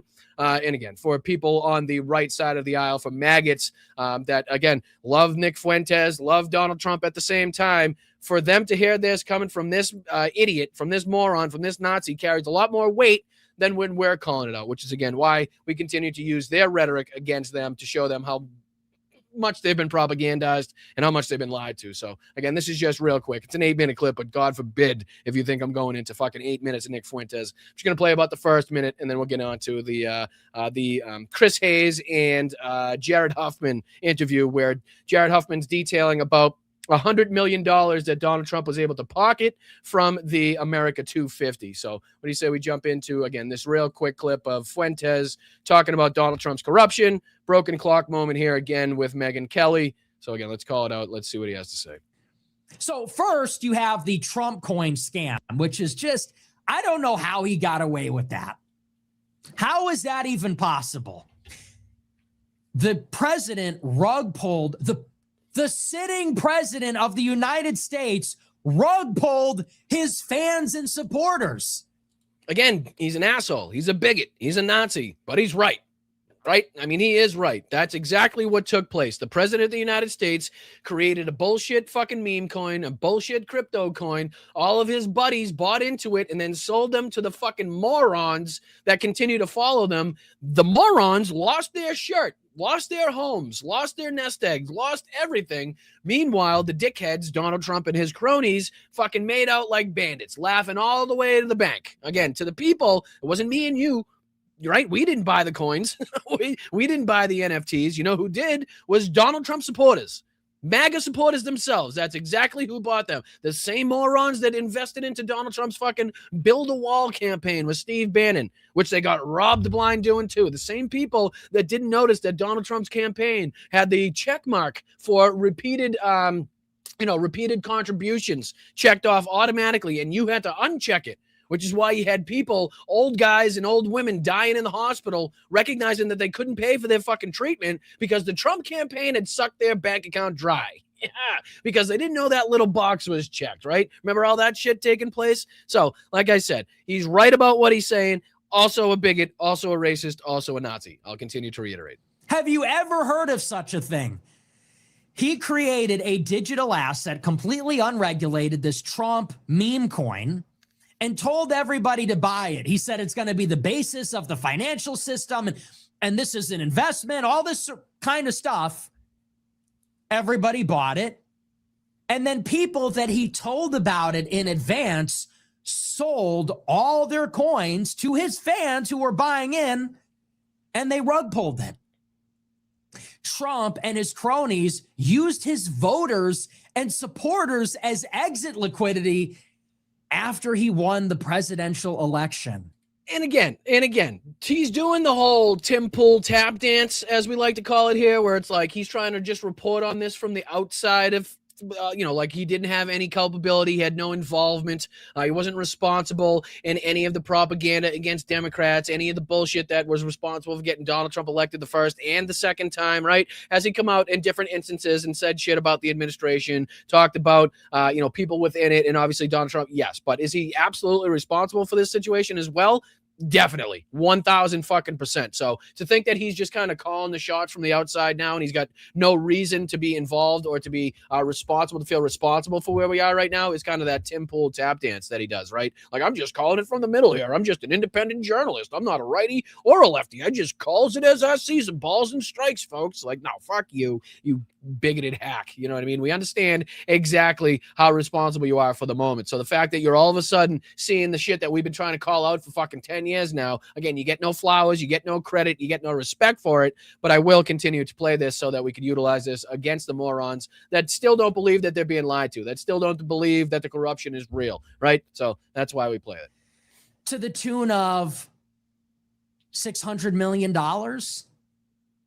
The president of the United States scammed his supporters out of $600 million. Yeah, isn't it crazy that the con man, the fraudster, right? Isn't it weird that the guy that was known for stealing people's money and not paying people and known for being a degenerate scumbag in New York for generations who came in and decided to steal? Like, isn't it crazy that he decided to run these scams? Like, who could have seen that coming, right? I don't know. It's almost like the entire left was screaming about that for 10 years. Meanwhile, you were bashing Joe Biden, Kamala Harris, and everybody else for them trying to make this, again, the most consequential domestic president in our lifetime for certain, being Joe Biden. Absolutely things to call out. Absolutely some huge and glaring problems with the foreign policy by far, but I mean, doesn't take away from any of the things that were signed, the deals that were signed, things that went into practice here as far as domestic policy for Joe Biden. But again,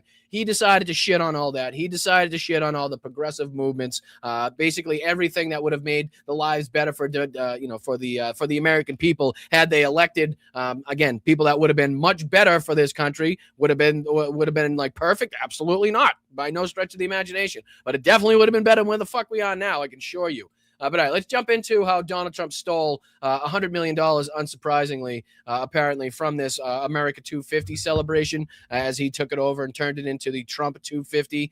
Basically, Jared Huffman was on with Chris Hayes, detailing kind of the investigation work that he's done into this whole takeover of this celebration of the America 250, and how, again, as we suspected, and as you would suspect, the con man, the fraudster, decided to con even this situation, which is why we're seeing such a shit fucking product. Meanwhile, Donald Trump was pocketing, allegedly, and the people around him, some $100 million. So I just wanted to go into a couple minutes of this clip with, like I said, Chris Hayes and Jared Huffman, just kind of detailing some of this ongoing corruption that we've seen and how he's got his finger into every different aspect of this federal government right now, whether it's the America 250 celebration, whether it's foreign policy, whether it's White House renovations, you name it. And this fucking grubby bastard's got his little orange chunky fingers stealing every dollar he possibly can from the American people and from different deals that we got going on with foreign allies and partners and even non-partners, as we've talked about in his financial disclosure, right? How many different countries did we pull up and talk about the other day? Like, if I leave myself some time at the end of the show, we'll go back over it and I'll just detail for everybody that wasn't with us just how many foreign countries are involved with either IPOs or licensing agreements with Donald Trump's companies that he directly profits off of. Again, the emoluments clause supposed to go directly to stop that, so that other foreign countries, right, people that own companies in foreign countries don't have, something to hold over Donald Trump's head, a way to blackmail him, or a way to just get inside of the federal powers to gain from policy or federal funding or anything like that. But obviously that doesn't matter. Donald Trump just freely and willingly releasing his the evidence that suggests that he's not following those rules. So, all right, here's Chris Hayes and Jared Huffman detailing again how Donald Trump scammed this great American fair that he's putting on and why it's such a disaster. The president has turned the nation's 250th anniversary into a laughable bust, just a grotesque slapdash, surreal spectacle. This morning, for example, the Secretary of Defense hosted a ceremony honoring National Guard troops, which have been deployed to D.C. for almost a year. Hegseth showed up 30 minutes late to his outdoor event, only to shout about protesters in 100-degree weather. This background noise this morning is perfect. It's the sound of ingrates, of ingratitude, of people who are so blinded by ideology they can't see law and order and common sense in front of them. I love it. He's talking about the protesters that were there because they drowned out Stephen Miller. They drowned out Pete Hegseth, made it very difficult for them to be heard at that time. And Pete Hegseth, you could tell, was very flustered about it, very frustrated that was going on. So he decided to take the time, again, being 30 minutes late to this, to take the time that he did have allotted to his speech to talk about the protesters. I just want to be clear here. It didn't have to be this way. There was a plan for some really awesome, nonpartisan, unifying events this year. It was years in the making until Donald Trump just destroyed all of it. Congressman Jared Huffman's a Democrat of California. He's been investigating Trump's takeover of America's birthday for months. Today, he's out with a 55-page report accusing Trump of using the celebration for corruption and self-enrichment, and he joins me now. Congressman, I've been sort of watching the spectacle, but I've been doing more reading over the last few days, and partly because I've been talking to people my parents' age who really have wonderfully, lifelong fond memories of 76. Can tell you things they did, remember events. And one of the things I'd like you to sort of talk us through is there was a bunch. Well, there's many people in the chat right now that could tell us about what they remember from 1976 and obviously the celebration that went into that.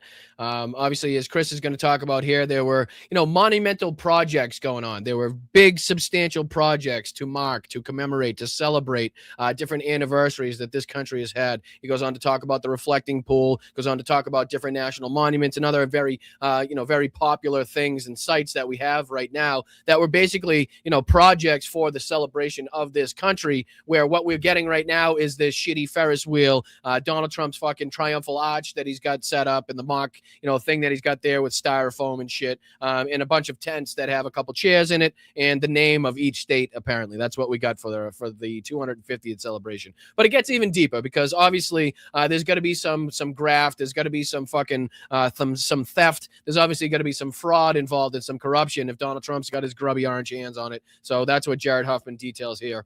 You're planning before Donald Trump came along to have a big celebration that wasn't just a kind of chintzy airsats MAGA rally, right? Absolutely. I was part of the Congress of 10 years ago that set all of that in motion, that stood up this America 250 commission in a very bipartisan, non-political way, and that put guardrails in statute to prevent it from becoming a political weapon for anyone. What happened? Yeah, Donald Trump happened. When Donald Trump came in early last year, he first tried to take over this bipartisan, nonpartisan commission because he wanted America's birthday to be about him, about his vanity projects, about his political and religious programming that he wanted to move forward under the banner of America 250. And he wanted to do things that enriched himself and his cronies. And so this report that we've released today tells the details of how he made that happen. I want people to understand this. There's this kind of really insidious bait and switch. So there's America 250, which was statutorily created. Here's an announcement from August 1st, 2024 that announces President Bush and Obama, first ladies, as honorary national co-chairs. And then they come in, and you say in the report, they first attempted to bend America 250, which was the real commission that was going to do this, to its purpose, demanding spectacles focused on promoting Trump rather than the country while forcing partisan content, campaign-style fundraisers, and favorite contractors. When America 250 would not yield, the White House created a replacement, Freedom 250 LLC. So they have created a parallel organization they control that's now basically running the celebration. Absolutely. They sidelined America 250. They siphoned off. And this is what we told you guys. They literally hijacked what was going to be through legitimate agencies, through legitimate corporations, a pretty good celebration, pretty well done celebration in Donald Trump and the changes that he wanted to make as far as, being about Donald Trump and being about, MAGA in general. They didn't want to see happen. So what did Donald Trump do? He created this coexistence Freedom 250 bullshit, right? And just decided to hijack the whole event and do it, the way that he wanted to do it. Meanwhile, he was going to pocket the rest of the money. At least $100 million of public money into this shell company. They housed it within a trusted charity that has been working with $100 million of public money. And I'll be goddamned if you think what we've seen in behind Fox News's coverage is worth $100 million. You think it was $100 million to set up the Ferris wheel? You think it was $100 million to set up those tents? You think it was $100 million to set up the fucking, the fake triumphal arch that Trump has? You think, what about that state fair that you've seen says $100 million to you? Okay, but it was our money. Our taxpayer money, much like it was our money that went into refurbishing and refitting the $400 million Qatari jet that Donald Trump's currently flying on, that he's going to take with him when he leaves office, if he leaves office. You know what I mean? But, I don't understand how, you could see or try to tell me that that's $100 million worth of money spent as far as what we're seeing now behind Fox News' coverage day after day as far as Donald Trump's Great American State Fair. $100 million for the Ferris wheel in some tents in the arch. Not buying it. Sorry. Not even remotely am I buying that. So again, more grift, more theft, more conning, and I'm sure some people got rich themselves based on whoever was working with this Freedom 250 that obviously didn't spend the money that was allotted for this whole thing. The Department of Interior for 50 years, the National Park Foundation, that was to confuse people, but also to give them the benefit of total secrecy so that they could proceed to award themselves huge no-bid contracts, to have all of this radical partisan and religious programming as part of Freedom 250, and of course to enrich. Right. So this is the way that Donald Trump made it so that he could have all the religious programming, made it so it could be about Trump and MAGA. Because otherwise, these other corporations, the other people that were responsible for putting this on originally, were not going to do that. They were going to make it about America. They were going to make it about the celebration of this country. They weren't going to make it about one individual, okay? They weren't going to make it about one party or bashing on another party. So this is why Donald Trump decided to take it over. And obviously the amount of money that he saw that he could get put into this little fucking fund that he had. And meanwhile, he definitely didn't have to spend that much. So again, all the no bid contracts and people that were awarded probably exorbitant amounts of money based upon, you know, the level of service that they provided is exactly what Donald Trump saw as far as benefit and value inside of this Freedom 250. Because he certainly didn't take it over to make it great, right? He certainly didn't take it over because he wanted it to be an unbelievable show. He didn't take it over because he wanted it to be a fantastic spectacle, because that's not what we're seeing. If that's what he wanted to have happen, he's got enough people in the federal government, enough cronies surround him, enough sycophants surrounding him that all he has to do is snap his fingers and they would have made exactly whatever he wanted. Clearly, he didn't give a fuck, and people were kind of left to their own devices to be like, I don't know, what do we do? We set up some tents, put up a couple chairs, put up a couple facts about lobsters over there on the main tent. I don't know. Bring in a NASCAR. You got a NASCAR? Bring in one of those. Who's got a Ferris wheel? You know what I mean? It's like they kind of were left to their own devices because Donald Trump clearly didn't give a shit about it.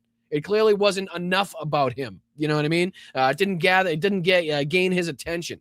Unless he's speaking or trying to bring a record or, trying to speak for about 2 hours in 170-degree heat. He apparently doesn't care. But all right, let's see what else he gets into here. My apologies. Oh, which one was it? This one. Donald Trump himself in several cases. This is a crazy detail from your report. So according to sources familiar with the matter, prospective donors and sponsors, right? People, you're raising money. You're saying, oh, I want to give. I love America. And I want to celebrate the 250th anniversary. They've been told by the Trump administration they do not have a green light to donate to America 250. Yeah. Donors who intended to donate to American 250 were instead given wire instructions with Freedom 250's banking information, including its routing number and account number, meaning you're strongly suggesting that donors who wanted to donate to the actual commission, the actual organization, were given the routing number of the parallel Trump-controlled one without their knowledge?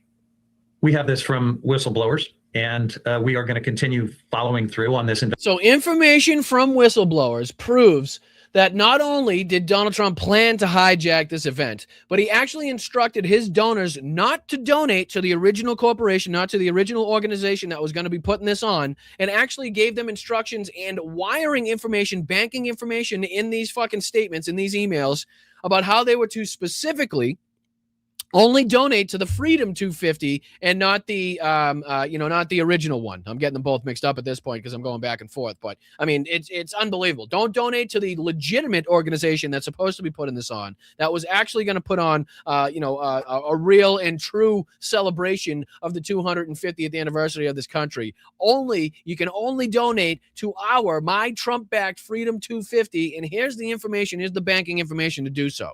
That's fucking crazy. You know what I mean? I mean, it's not surprising by any means whatsoever, but, the more that you hear from the blatant and continued corruption here is just, any Democrat, anybody that's running for public office now that is not willing to continuously call this out, ask for demand prosecution, demand that we, expand the Supreme Court, demand we do more for the American people, is just going to feel the wrath. They're not going to win. You know what I mean? You're not going to do good if you don't fucking continuously call this shit out, because that's what people are demanding. That's what people are expecting right now. So again, good work done here by Jared Huffman to kind of detail some of the whistleblower accounts talking about the blatant corruption here, even as it pertains to America's, Donald Trump's America's Great Fair. Like, $100 million is not what we're seeing in the background of that, by any stretch of the imagination. But all right, let's see if we can dive into what time is it? What do we got? 3:38. So we're rapidly running out of time here. I was going to go through. We'll just do a minute of this. We'll do a minute of this. We don't have to dive through too much of this. Like I said, I don't really care about too much of what this prick says anymore because, it's detailed elsewhere. But this is Trump sitting down with Joe Kernan, or Joe Kernan sitting down with Trump, whichever one you want to say. And I just want to show you how cowardly Joe Kernan is, right? The way in which he has to ask Donald Trump about his blatant corruption here and the billions that he's made through crypto, and the way that he has to pose the questions here like, oh, you didn't know about the crypto before it happened? Like, of course he fucking knew about the crypto. What are you, out of your tree? You think he was already commenting before that he thought crypto was a scam for people that were degenerates and thieves and drug dealers, right? He had comments along those lines previously. So to think that he didn't know that his sons were and how much they could profit from this venture beforehand is ridiculous, okay? So, but I just want to show you how cowardly Joe Kernan is here. He's like twitching in his seat. He knows that this question is coming and that he has to ask about the crypto and the billions, but he just doesn't want to because he's such a MAGA kiss ass and he's such a Donald Trump stan, right? He's so fucking, he's so excited to be sitting this close to Donald Trump that he just doesn't know how to get this question out. Like, he's just such a pussy. That's about the crux of it, okay? He's just an absolute bitch. That's all he is right here. But like I said, we don't have to detail or go into too much of this. I'll just skip ahead just a minute and you can see kind of, well, I forget where he goes into this question or if we even have to get into it, but just look at the way that he's shaking and looking at the paper and the way that he, words the questions. It's like, come on. Because every president since FDR has been trying to get that back, and I got it back. That's a big deal. It's a checkpoint. Along the same lines, if the Democrats take the House and I want you to succeed as president, I want a businessman to run the country, and all along you. Yeah, how about how many companies does that businessman had to have bankrupted? Okay, is there like a line in the sand that this guy that you want to be president next time has to have bankrupted at least, I don't know, 30, 40 companies, right? What's the line that you want to see? How many different people have to lose their jobs based on the shitty way that this guy's run his companies? How many casinos have to go under, Joe, for the next guy that you want to see in office? I'm just curious, because you keep saying like businessman, like what the fuck have we seen in this country that would detail that this guy's a good businessman? You know what I mean? What benefit has this country seen because they thought, or the maggots thought that they, would elect a businessman and be great for this country? What's that benefit seen? What's that benefit we've seen? Because I don't recall that. I'm still not. I know it's been great for himself, been great for him and his family. He does better at being a politician and making money than he did at being a fucking real estate guy and making money. I know that. That's for damn sure. But other than that, I don't see what the benefit is to the country. But he goes on to talk about how the substantial powers that the Supreme Court has given him. Obviously, the next Democratic president that gets in is going to be afforded those powers. So is that a worry for Donald Trump? And Donald Trump, again, says he doesn't give a shit because he doesn't give a shit. He doesn't care what happens before or after him. He doesn't care as long as he can be afforded those powers. Whatever happens to the country after him is none of his concern. But again, I just want to skip ahead here where he questions him about the crypto. And you can see just how nervous he is, right? To run a business, and that I think informs the way you run the country, obviously. Now, many people argue business experience is needed in government, and we've seen the stock market in the first term and the second term. I think it's been rewarded to have a businessman in there. Yeah, great to have those 7 AI companies really bolstering and holding up the stock market where everything else is doing shitty. I think we shouldn't be surprised that your businesses are doing well, but how would you counter critics? Listen to how he has to frame we shouldn't really, you're a businessman and we love you and you have, gold and shit around here. So clearly you got to be a good businessman, but we shouldn't really be surprised that your businesses are doing 10 times better now than they were even when you were an actual businessman or said that you were an actual businessman. But we should kind of expect this, but what do you say to the critics that may have some gripes about, the $2.5 billion? He just can't get it out. He's so scared to have to ask this question. And I'm sure it was a question given to him by somebody else at CNBC that they said, no, you got to ask this. We got to make it at least seem like some sort of an impartial interview here. So you got to at least ask him this. And Joe's looking down at his paper like shit. Look at him looking at his paper like, fuck, I see this fucking question. how do you like I know you wear gold underwear and we know that it's not a toupee, and you know you're the best golfer, right? I know that too, and you got your name on a ton of bills. It's like he has to butter him up and like give him a bunch of credit for shit before he asks the question. Like, fucking grow a pair, Joe. That say you're using the presidency to enrich yourself and your family. Well, in a lot of ways, if you think about it, the stock has gone up so much. The stock market today, it's up 500 points.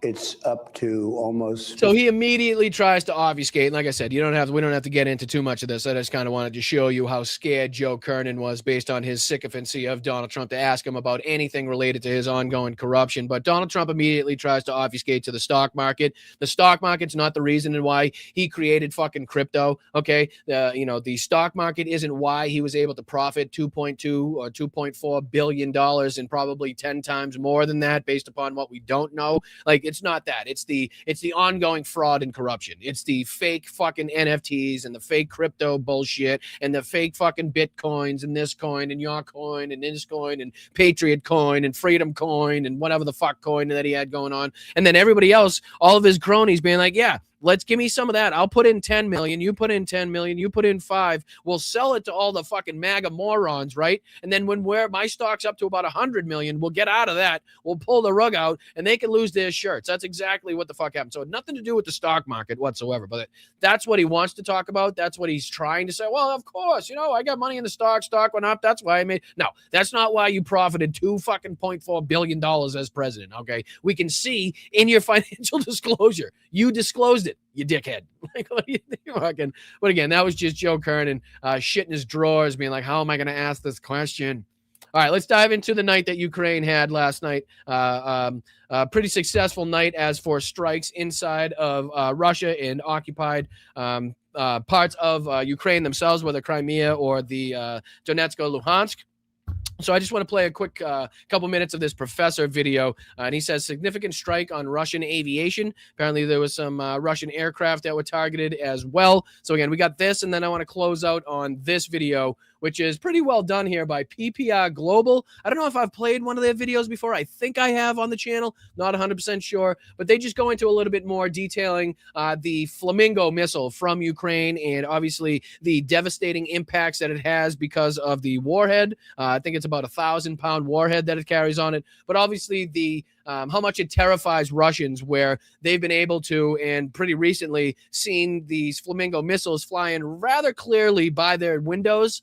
And striking different targets. I believe the strike in Volgograd, formerly known as Stalingrad, was another one of those in which Ukraine was using those flamingos to devastating effect. So we'll go into that. We'll finish out on that one, but I just want to detail again some of the strikes. And this is coming after the 11-hour barrage that Russia launched on Kyiv and other places in Ukraine the other night. I think the death toll has risen to, last I saw, was 30. Again, take that with a grain of salt. Could have changed since the time that I saw it, as the rescue, the search and rescue efforts continue to go on. So 30 was the last number as far as deaths sustained by the Russian onslaught into Kyiv, into other regions of Ukraine as well. So this is on the heels of that.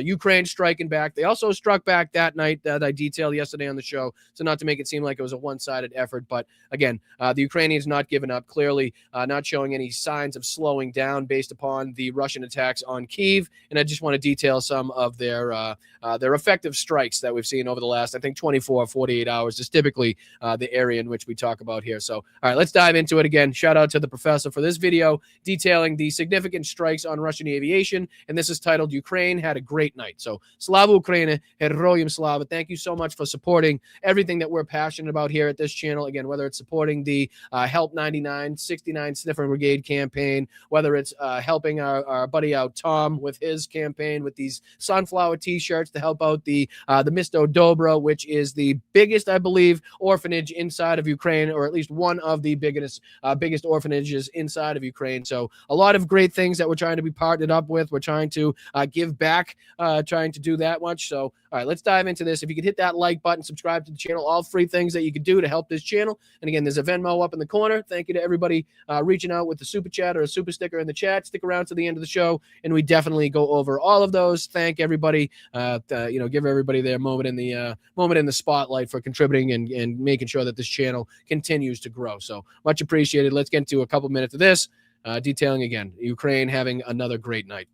It is Friday, July 3rd, 2026. Okay, I got the date right, so we're good so far. Great news for Ukraine. There was a significant strike on Russian aviation, and it looks like at least 7, and there could be more, but at least 7 Russian planes have been disabled. Let's look at overnight strikes. For the second time this week, Ukrainian security service has struck Russian aircraft at Saki airfield, launched strikes on Vartsky airfield in Russian-occupied Crimea. 7 aircraft storage hangars were hit. That's the storage hangars, not the aircraft themselves, but they housed Su-30 SM, Su-30, and Su-24 fighter jets. According to preliminary information, and there is always a fog of war, at least 7 aircraft were destroyed or damaged in the process. 2 hangars were hit at Hvartsky. Again, that may not sound like a ton, but if you add up the dollar amount, the dollar figure associated with these planes, it becomes really substantial. If you look at the inability that the Russians have to replace these in any substantial or quick period of time, then obviously it goes to show if you were to do 7 of these a night, 7 of these a week, even how much you could go to hamper and hinder the Russian air efforts here. And clearly, this shows the ability and willingness that the Ukrainians have to continuously get through the air defenses, which is another huge aspect of this. Not just what they're striking, not just the dollar amount, the dollar figure, not just the casualties associated with it, but also the fact that they're getting through. Okay, the Flamingos got through in Volgograd. The drones continue to get through in Crimea. The missiles continue to get through in Crimea. The drones and missiles continue to get through in Moscow and St. Petersburg and 5,000 miles away in Chita. Some 4,000 miles away or 4,500 kilometers away, I should say, in Irkutsk. Like continuous, showing by the Ukrainians to get through the Russian air defense systems is, again, what we continue to detail here. Not just what they're hitting, not just the amount of planes that are taken out, but the ability they have to get through air defenses that should be, again, if we're listening to the Russians, should be very substantial in and around these bases, in and around these oil refineries, especially the ones that produce the substantial amounts and go to help the greater portion of the Russian country to exist and to keep going. You would think that they would have, with all of the military prowess they had on paper before this war started, that they would be able to protect these areas. But clearly they don't have the ability to do so. So we continue on. The Saki and Hvartsky military airfields are one of the key air bases of the Russian occupation forces in Crimea. So that alone made for a good night. And again, this is confirmed. Sometimes I show you multiple stories of the same thing because I'm trying to show you there are legitimate sources showing that this is actually happening. Drones struck Saki and Hvartsky as part of a 40-day operation. At least 7 aircraft destroyed or damaged. And this is official from the Ukrainian Ministry of Defense. Okay, in June, USF, that's Unmanned Systems Forces operators, conducted deep strike drones, 2,359 deep strike operations, 3,406. I mean, just the number of missions being sent up there is unreal at this point in time. And I know we continue to beat this like a dead horse. The not only technological advancements that the Ukrainians have seen both in ground and unmanned drones, but also the advancements they have in their ability to put up more of these drones, right? So you're looking here at deep strike missions, 2,359 combat missions striking 172 facilities of the enemy's military, industrial, and fuel energy sectors. Middle strikes, so their middle strike campaign. So they basically separated by obviously distance of the target, distance of the mission. You can see there the deep strike anywhere from 500 to 2,000 kilometers and beyond. Middle strike from 150 to 300 kilometers. Front strike 25 to 150 kilometers is how these are separated. But if you combine all these, right, 2,359 long-range missions, deep strikes, 3,406 middle strikes, 2,747 front strikes, combat missions striking or destroying 1,682 targets as far as the middle strikes, and then these combat missions as far as front strikes destroying 1,265 targets. So again, this is in June. This is in June. We're not talking about, since 2 years ago in the war. We're not talking about June last year. We're not talking about 2025. We're talking about June. Just in June, that's the amount of missions that they were able to put up. And, you know, obviously that details a huge uptick in the amount of drones and missiles that they're able to put in the sky on a nightly basis there. It also goes on to say priority targets remain military industrial facilities, fuel and energy infrastructure, logistics networks, fuel and ammunition depots, military equipment, command posts, and enemy personnel. Also says that 172 facilities of the enemy's military, industrial, and fuel, energy, and sectors were struck there as well. So again, just detailing the ongoing missions that they have and their ability to continue those, even as we've seen these large-scale strikes by Russia into Kyiv and to other regions there in Ukraine as well. But I'll let him go on here. Going to hit an oil refinery here or a compound there or that sort of thing. Priority targets remain military, industrial facilities, fuel and energy infrastructure, logistics networks, fuel and ammunition depots, military equipment, command posts, and enemy personnel. 172 of the enemy's military, industrial, and fuel and energy sectors. Yeah. So among the facilities struck were Astrakhan gas processing plant, Ipivsky, names I can't. Look at all of them. I mean, it is crazy when you see all of these different facilities, whether they're oil facilities, gas processing plants, right? You can see Astrakhan, Ilsky, Afipsky, Novokubievsky, Moscow, Slavyansk, the Luke Oil, and I damn near will never take a shot at saying that one, oil refinery, the Surovikiniskaya, the Peterhovskaya, and the Rosso oil depot, St. Petersburg and TES terminal, Grushovaya oil transshipment complex, the Volodorskaya oil pumping station. See, some of them I can get, but this one I'm not trying. This one that's beyond my that's beyond my capabilities as far as that one's concerned. I'm not going to take a shot at that one. The Port of Kavkaz, the Central Design Bureau of Apparatus Engineering. So again, just detailing some of the other strikes that they've been responsible for as well. But just a little bit more of this, and we'll get into and finish off with a little bit of information about the Ukrainian Flamingo and the terror that it's bringing to the Russians as the war comes to their front door. Unmanned Systems Force. Commander Magyar reports drones hit 48 Russian targets overnight on July 3rd. Here's just some image of it coming in. Oh, excuse me. I'm sorry. I thought I had muted that. And they're going after all kinds of things. Okay, so again, I'll go back one more time just to reiterate the fact there and what the unmanned systems forces are claiming as far as last night. Just so on July 3rd, we're talking about 48 Russian targets overnight.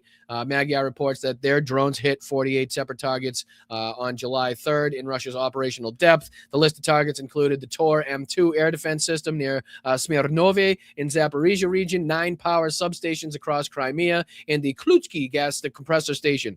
So again, just detailing the amount of strikes that they were still able to put up there, even as they are still reeling from the 11-hour barrage that they face from Russia in Kyiv. So let's see if we can go into this, because this is what the Russians are afraid of now. They don't want to see these coming anywhere near their home. They don't want to see these, and we've seen some pretty clear videos coming in from different Russians or people inside of Russia that are watching these kind of just slowly cruise by their fucking windows, slowly cruise by their doors, going to their targets.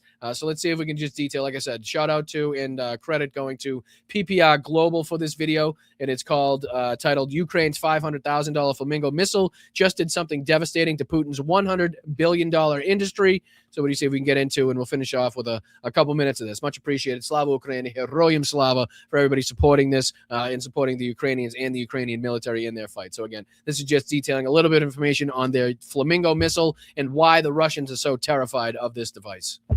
And there you go. Here's the video that you can see taken by the Russians or somebody inside of Russia. I know they've been kind of blaming a lot on some of the Chinese workers and different immigrant workers that are inside Russia as far as the videos getting out, leaking out. But again, this is pretty clear evidence to suggest that they have reason to be worried, reason to be terrified. So again, I'll let it continue.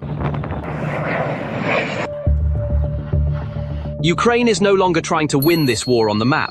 It is quietly dismantling Russia's ability to keep waging it. On the night of June 26th, in Volgograd, a plant that builds Russia's Iskander launchers took at least 3 hits from a Flamingo missile, costing 1/6 of the price. New, strikingly clean footage of that night reached social media within hours, much of it shared by Russian civilians themselves. The phones filming this missile sweeping low over their own cities were recording something else as well. a growing unease behind the lines, the alarm of ordinary people watching factories go up one by one, and realizing the war has arrived at their own doorstep. The logic is simple. What have I been saying? What have I been saying? I know I'm not the only one, and I know everybody's bringing this fact up, anybody that's paying close enough attention, but the fact that it's now coming to the Russians' doorstep as far as this war, not just, economic pressures, not just not being able to buy Coca-Cola or McDonald's or, not being able to protest. Now we're talking about real war effects, real-time war effects coming to their doorstep, paying the price as far as fuel, paying the price as far as, damage to their city's infrastructure, right? So again, coming to their doorstep, and now they're starting to really peek up and pay attention to some of these different weapons that Ukraine's lobbing at them, and this Flamingo missile being one of them, because it's inexpensive and the payload that it carries and the distance that it can travel. Again, it rightfully gives these Russians, pause for concern. Merciless. Stop tomorrow's missile while it's still inside the factory, not the tank at the front, Again, but the hundred. This going into Volgograd, I'll reiterate, formerly known as Stalingrad. Anybody that knows their history, anybody that knows their military history or World War II history, knows about the Battle of Stalingrad and how devastating that was to the Russians. Even though they prevailed in that, how much they lost in that fight, and what a momentous battle and a momentous moment in history that is for the Russians as far as their religiosity of World War II is concerned. So to now see the skies over Stalingrad, Volgograd, be smoke-filled again because of an enemy's missiles and enemy's drones or whatever it may be, and enemy's attacks, is got to be pretty substantial for the people of Russia, especially the old guard. Again, the older God that really takes to heart World War II history, that really is kind of ingrained in that propaganda and religiosity of World War II, understands the direct historical connections and ramifications of seeing the smoke rising and billowing over Stalingrad, over Volgograd once again. Of strikes that tank hasn't launched yet. A vastly smaller, occupied country is rewriting the war math of a nuclear power, and Moscow has no answer to it. And to see how this strategy works, you have to look more closely at that night. The Titan barricade plant struck in Volgograd that night was no ordinary target. It was one of the few places that build launchers for Russia's Iskander-M, Yars, and Topol-M systems. Kiev reached it with Flamingo missiles built by the Firepoint company. 5 set off, at least 3 got inside. A warhead of roughly a ton is enough to knock a production line like that out of action for a long time. So why is this thing called Flamingo Again, much like we talked about the percentages in which the Ukrainians have to see, substantial progress in as far as taking down the hypersonic missiles, that have been sent over there from Russia, and their need for different anti-air defense platforms that could take these weaponries down, take these platforms down. We've seen, I think it was some 16% we saw in their attack the other night. Well, this is bad on the Russian side. So if the Ukrainians send up 5 Flamingos, 3 managed to get through air defenses and strike their target. Not a very good showing by the Russian air defenses there, and something that obviously the Ukrainians are going to continue to build off of as they have the ability to send more and more of these over into Russian territory. Unnerving. For one, it carries enough force to bring down an entire production line in a single hit. A warhead of nearly a ton is enough to destroy most targets on the first strike. Nearly twice the warhead of missiles like the Storm Shadow or Taurus in the hands of Europe's strongest armies, with a range several times there. Double the warhead of a Storm Shadow and a longer range, right? So that's what we're talking about as far as these are concerned. And I don't know the approximate cost of a single Storm Shadow missile, but I would go out on a limb to guess that it would be more than 500K, which is again the rough general estimate of what one of these Flamingo is costing as far as to build and to get it into action. So, a lot lower as far as cost is concerned, a much bigger payload and can fly a farther distance, which is again, all areas in which, really terrify the Russians. And like I said, gives them pretty good cause for concern as far as these things being more prevalent and being more frequently sent into their territories. At 3,000 kilometers. In short, not even the continent's most advanced militaries field an equivalent that pairs this reach with this destructive power, and it comes in low, gliding around 50 meters off the ground, constantly shifting its vectors, which turns it into a ghost Russia's radars struggle to see and to stop. Hitting a tank buys you a day, silencing a factory buys you a whole year. And this isn't a tactic confined to a single plant. In early June, this time in Cheboksary, the target was a factory making the antennas that serve as the eyes and ears of Russian drones and missiles. Hitting the place that builds the antenna means darkening the eyes of drones and missiles that would launch months later, while they're still on the factory floor. Line the strikes up side by side, and Ukraine's logic comes clear. The target isn't individual cities, but the nerve endings of the war machine. The launcher is that missile's leg, the antenna its eye and ear, the refinery the blood running to its heart. Disrupt even one, and everything left runs slower, blinder, and costlier. Sometimes even where these nerve endings sit is a surprise. Near Vladimir, an ordinary-looking pump station turned out to be the facility feeding Moscow's 3 main airports. Silencing it meant straining the capital's skies by an indirect route. Let's step back a moment, since these strikes aren't isolated events. They're the product of a way of thinking. Throughout this war, we all looked at the same place, where the front was shifting, which town had changed hands. But Ukraine closed that map a while ago and asked a far colder question. What keeps this army standing? The answer isn't the soldier at the very front, it's the fuel, the ammunition, and the state budget miles behind him that pay for it all. Picture an army not by the armor in front of it, but by the artery behind it.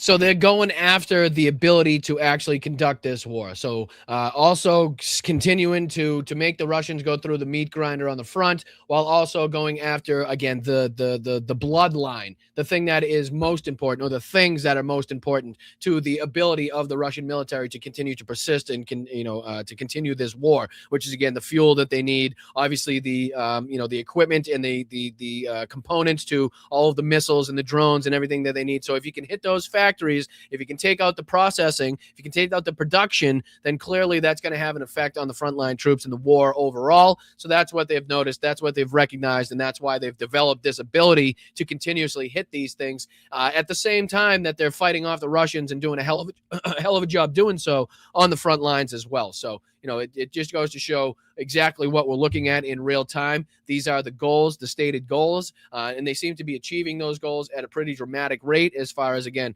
crippling the Russian oil supply and fuel supply, going after these different component factories and stuff that really are vital. We've talked about how Russia is really hand to mouth right now as far as a lot of these munitions is concerned.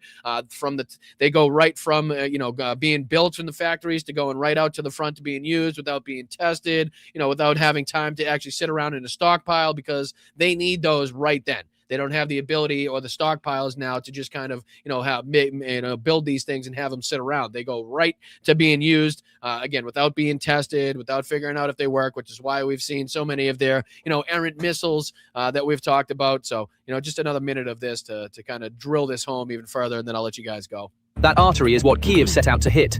And the striking thing about this campaign is this. Every factory knocked out, every refinery silenced, every budget line melting away has no counterpart in Russia. No spare to put the loss back. In short, there is no plan B. But whether a strategy holds is decided less by the damage it does to the enemy than by the price it forces on itself. And in that price, the gulf between Ukraine and Russia shows most nakedly on the price tags of two weapons. Behind the strategy sits an edge you'd spot less on the battlefield than on a calculator. A single Iskander M runs roughly $3 million, a caliber around 2. The Flamingo that strikes the factory building them costs about $500,000.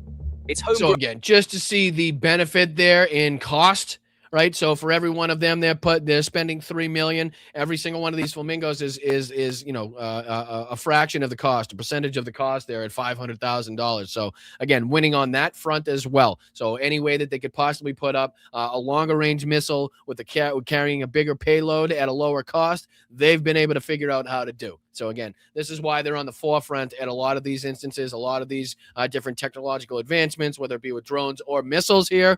We've seen them in there. Just the necessity to do so, right?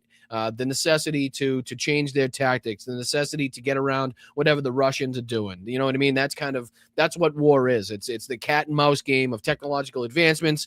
You do one thing, we try to combat that. We advance it here. You try to combat that. We saw that, pretty well documented in the battle for the Atlantic, right? Like that shift. There was that happy time for the U-boats and the German commanders there, where they were sinking Allied ships at a ridiculous rate, even on the coast of the United States here. Obviously, the plight and the danger that Britain saw as far as their supply, as far as their import and exports are concerned. Well, that shifted when ASDIC came into play. That shifted when the UK and the Allies developed these different systems on board of their cruisers and destroyers, and different things that were accompanying these convoys throughout the Atlantic to then accurately and more efficiently go after these U-boats. Then we saw more U-boats being taken out. Then we saw more advancement on the side of the Germans, where they figured out that there was this air gap in the middle of the Atlantic where the Allied air range couldn't get into, or they couldn't, for a long period of time get into with any substantial planes or put up any, substantial force into this air gap that they called inside the Atlantic. So they started operating more in there. And then we saw that, second happy time, basically, where they were sinking more and more Allied shipping. And then the Allies advanced again in their technology and radar and LiDAR and stuff like that. So all of those things came into play, and you can see this kind of cat and mouse back and forth, which eventually led to an overwhelming percentage of the German U-boat crew being lost at sea, being gone, sent to the bottom of the oceans, wherever they lay, right? So it's that kind of accurate depiction that you could look at to kind of detail what war is and how that that cat and mouse game continues to go on. Well, it seems like the Ukrainians have perfected that. They've gone above and beyond as far as utilizing the small resources that they have, utilizing the small help that they've been seeing, right? I mean, I know we've seen in terms of dollars worth a ton of help, but as to what these countries around the world should be doing, as far as what the United States should be contributing, it's minuscule right now, right? What we're doing and what everybody else is doing. So we should be there trying to win the war on behalf of our allies, at the side of our allies.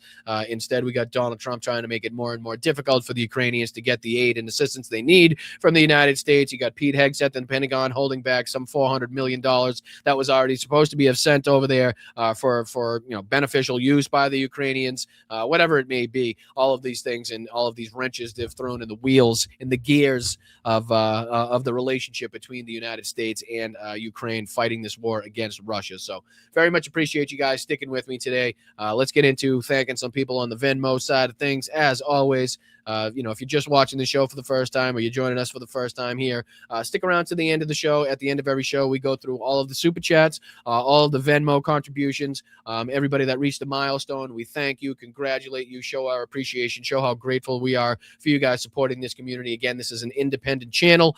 We have no financial backers, no outside resources. We don't interrupt this show with a bunch of commercials. We don't sell you some green juice and some mattresses and a way for you to figure out your fucking bloodline or whatever's going on now in a lot of these different channels. None of those things. We don't charge for Substack. We don't hide any content behind a paywall. There's no member-only chats or anything like that. Again, it's only with your help and the benefit that you see with this show, watching this show, and in the community that we've built here, that we continue to be able to do this thing. So I really do appreciate you guys for consistently keeping us going, but very much appreciated. And as we continue our push to 25,000 subscribers, I'm going to continue to congratulate you and thank you guys for everything that you've been able to do. So let's go through today's guest today, everybody that was responsible for a transaction today or a little gift sent in.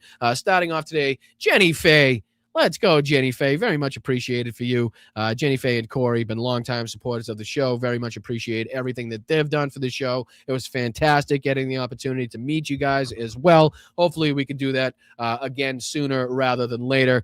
She said the quote, "Shut the fuck up, bitch," for Megan. Perfect. Happy 4th to you and your family. Very much appreciated. Thank you so much for responding to the show in that way. And again, thank you for sticking up and fighting alongside us in our fight here. So Jenny Faye, much appreciated. Tell Corey I said what's up, please, and thank you. And then Tom and Victoria, I can't thank you guys enough for all of the help and support that you've shown this show. They say happy 4th of July from Bowie. Here's money for your Ukraine trip or whatever. Well, thank you so much for everybody that's supporting not only this channel, but also my upcoming trip to Ukraine to deliver this vehicle that we've been responsible for raising funds for the NAFO 69 Sniffer Brigade with Help 99 for the 3rd Operational Battalion Artillery Platoon. And like I said, we're trying to put our money where our mouth is. When we get over there and show face, we're going to get over there in person and not just sit behind a camera, not just sit behind a computer and say how important it is to support these people, but show with our actions, how important it is to continue to support the Ukrainians in their fight against the Russians as well. So thank you to everybody supportive of that trip. Thank you to Bry Guy after Tom and Victoria. Much appreciated. He says, Slava Ukraini, final day off. No digging, no wrenching, no nothing. Just eating lunch with my girl made by somebody else. I've not had AC for 10 years. Fans maybe, but no AC. But I've lived in Palmdale Desert, California. So heat not a problem for me. What? That doesn't sound right. How can you live in a desert and have heat not be a problem? That just sounds really fucking opposite of what I would think. But no AC for 10 years. Shout out to you. God damn it. I don't know how you're doing that in Palmdale, California in a desert for 10 years with no AC, but Much appreciated. You're a stronger man than I am. I can tell you that much. So thank you so much. And then everybody over the last couple days, thank you so much to Victoria. Thank you so much to MR. Thank you so much to Geneva. Thank you so much to Allison, Cynthia. Thank you so much to Sarah and Nancy as well.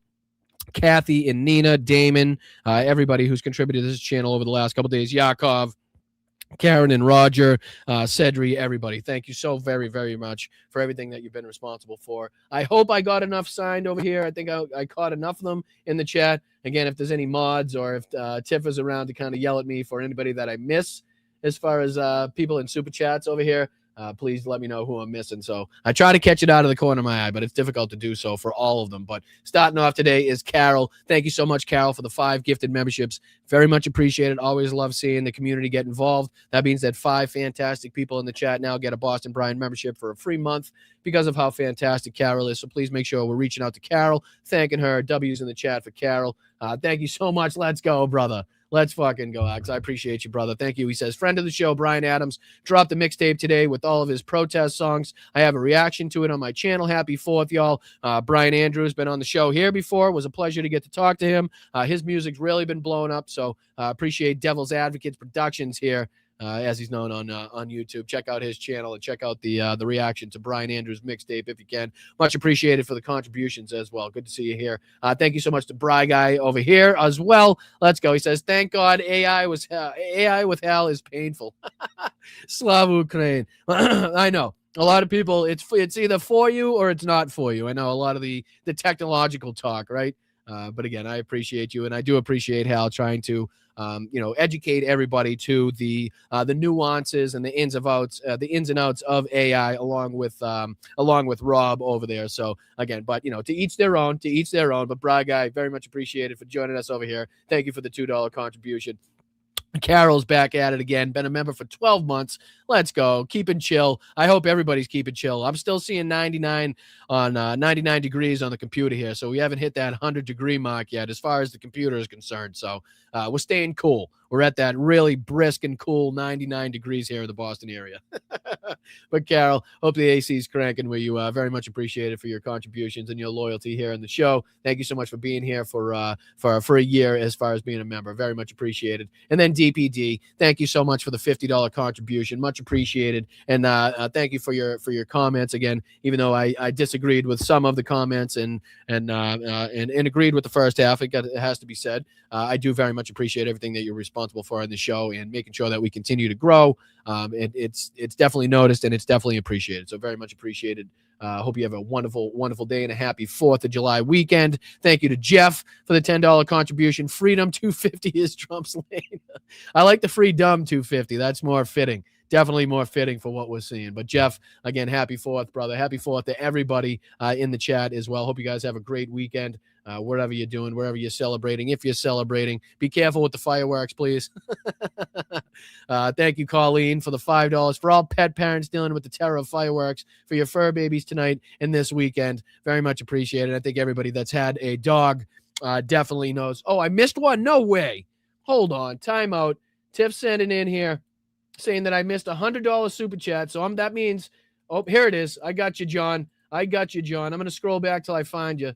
I see you there in the old top of the box there. My Jesus Christ. How did I miss that one? Where did that one sneak in? Hold on. I'm going to put it on the screen, John. I'm going to put it on the screen. You're not getting past me. Come on. Scroll with me.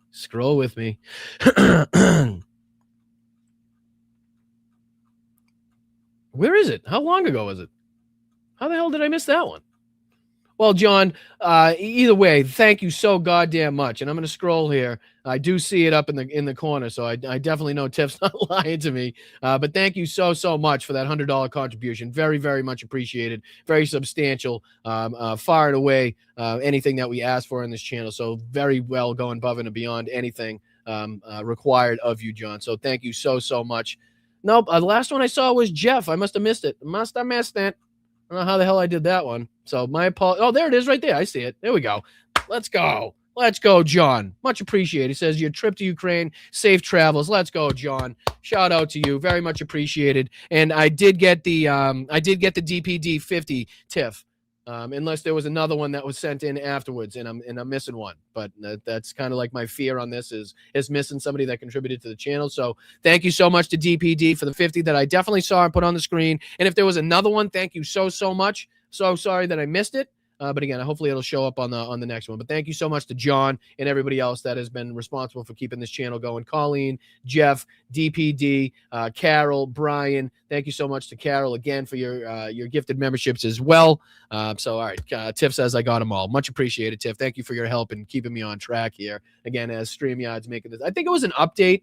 I think that's what I'm going with as far as an excuse. I think StreamYard updated, and it used to have a box checked where it would automatically star all of the super chats and anybody that contributed or hit a milestone to make it easy for me at the end of the show to go through it. But I think that must have changed. Now that I'm thinking about it, I think that may have changed. So I might have to check out that setting.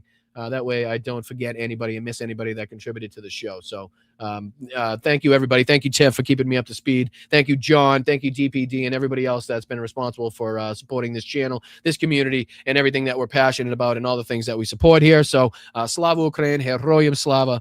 Get out of your seats and into the streets. We're definitely not pissed off enough in this country based off of everything that we're experiencing, all the fascism that we're seeing, and all the degradation to society and our Constitution. We definitely need to get out there, stay live. I think we're at the moment where we need to be throwing tomatoes at the White House. I think that's the point in time, right? I think that's a non-lethal way to protest. A good non-lethal way to protest is just start throwing rotten food. Like you've probably seen in, what is it? I think it's The Man in the Iron Mask. That movie, there's probably some Three Musketeers movies and some other movies in general about that period in time where, you see all the peasants kind of revolting. They get so sick of being fed rotten food. Meanwhile, they see the kings out there just with the exorbitant homes and being shipped in lobsters and steaks, much like Troy Nels was talking about. Meanwhile, the population starves. And then all of a sudden it gets to a point where they can't take anymore and they start throwing the rotten fruit at the guards and at the people and at the palace and shit. I think we're at that point. I think we're at the tossing rotten fruit at the White House and at the Capitol moment, right? I think that's a good nonviolent way to protest and use your First Amendment. I would say so, right? They put it in the movie, so why can't we do it? You know what I mean? But I appreciate you guys. Happy 4th of July to all of you celebrating.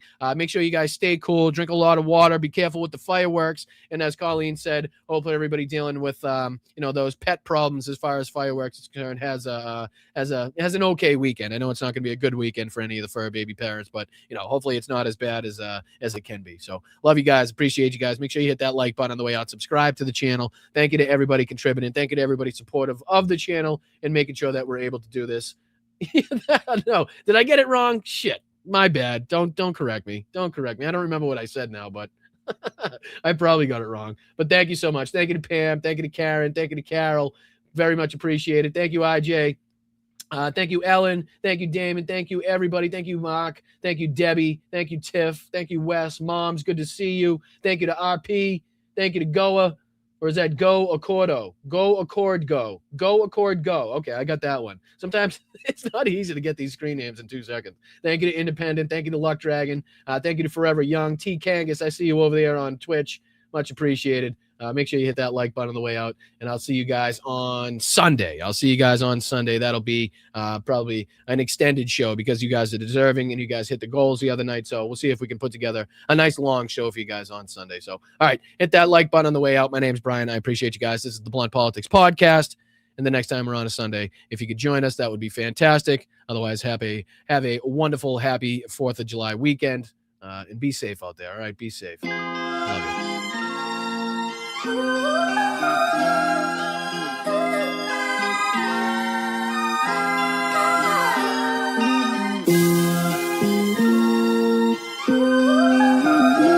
Time out. I lied. Did I see that it was Tom's birthday in the chat? Did I see earlier that it was an unfortunate altar boy birthday that we had today? Just in case that was something that I saw, I do want to make sure that I say happy birthday to Tom. Thank you to Unfortunate Altar Boy for all of the support for this channel. I hope things are as well as humanly possible. If you need anything, if there's anything that we could do, thank you guys so much. If you could extend, obviously, the warmest wishes and the happiest of birthdays to Tom over there, the Unfortunate Altar Boy, that would be fantastic. So I thought I caught that out of the corner of my eye earlier on the show, and I just wanted to make sure to come back on and give him the happy birthday that he deserves. So thank you guys so much. Reach out. W's in the chat for Tom. Happy birthday in the chat for Tom. Thank you for everything again for that he's done for this channel. Thank you to his daughter for keeping us up to date and informed and all the things happening as well. So thank you guys. Much appreciated. I just wanted to make sure I didn't miss that. So, all right. I'll see you guys Sunday. Thank you. I think.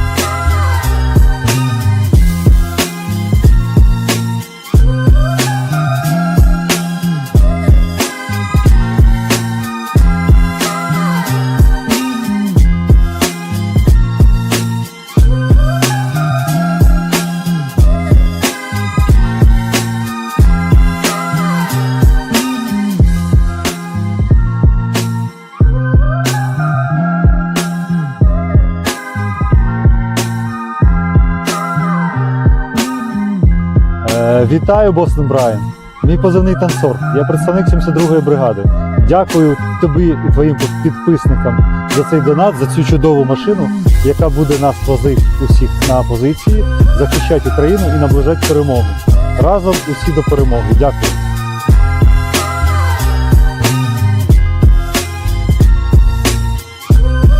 Thank you, Jen. Very much appreciate that. Thank you for the $2 contribution. Appreciate it. Sorry that I missed that one. And then again, huge thank you to John. Much appreciated. Thank you to DPD as well. Thank you to Colleen. Thank you to Jeff. Like I said, DPD, thank you so much. Carol, Brian. Thank you to Alex. Thank you to Carol again. Much appreciated, guys.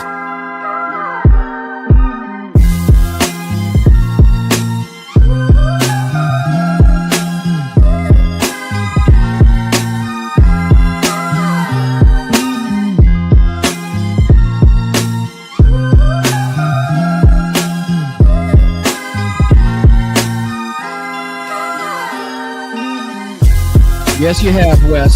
We appreciate you, brother. Hope you have a good day. Hope you have a good weekend. Stay safe.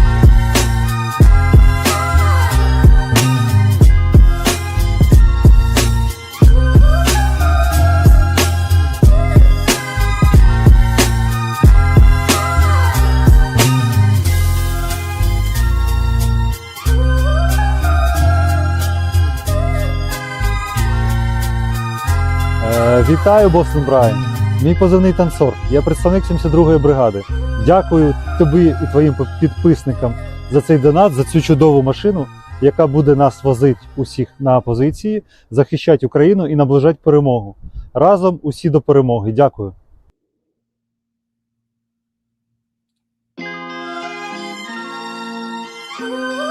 The kidney has a very special place in the heart. It's an incredible thing. We're inviting Americans from all across the country to come. God bless the United States. For minors, do we love minors? I love minors. It's a new form of vicious violation to our country.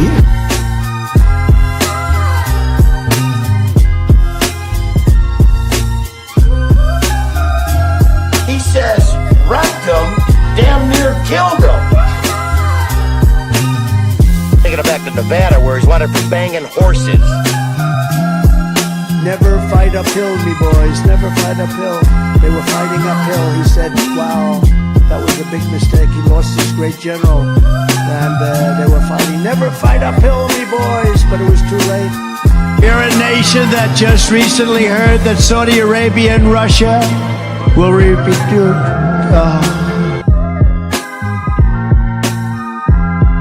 They're just getting acclimated. You know what that means? Вітаю, Acclimated. Бостон Брайан. Мій позивний танцор. Я представник 72-ї бригади. Дякую тобі і твоїм підписникам за цей донат, за цю чудову машину, яка буде нас возити усіх на позиції, захищати Україну і наближати перемогу. Разом усі до перемоги. Дякую.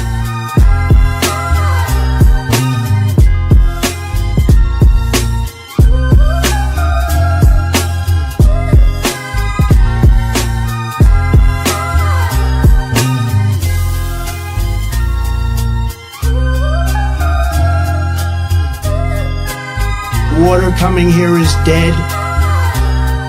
We always do about this time.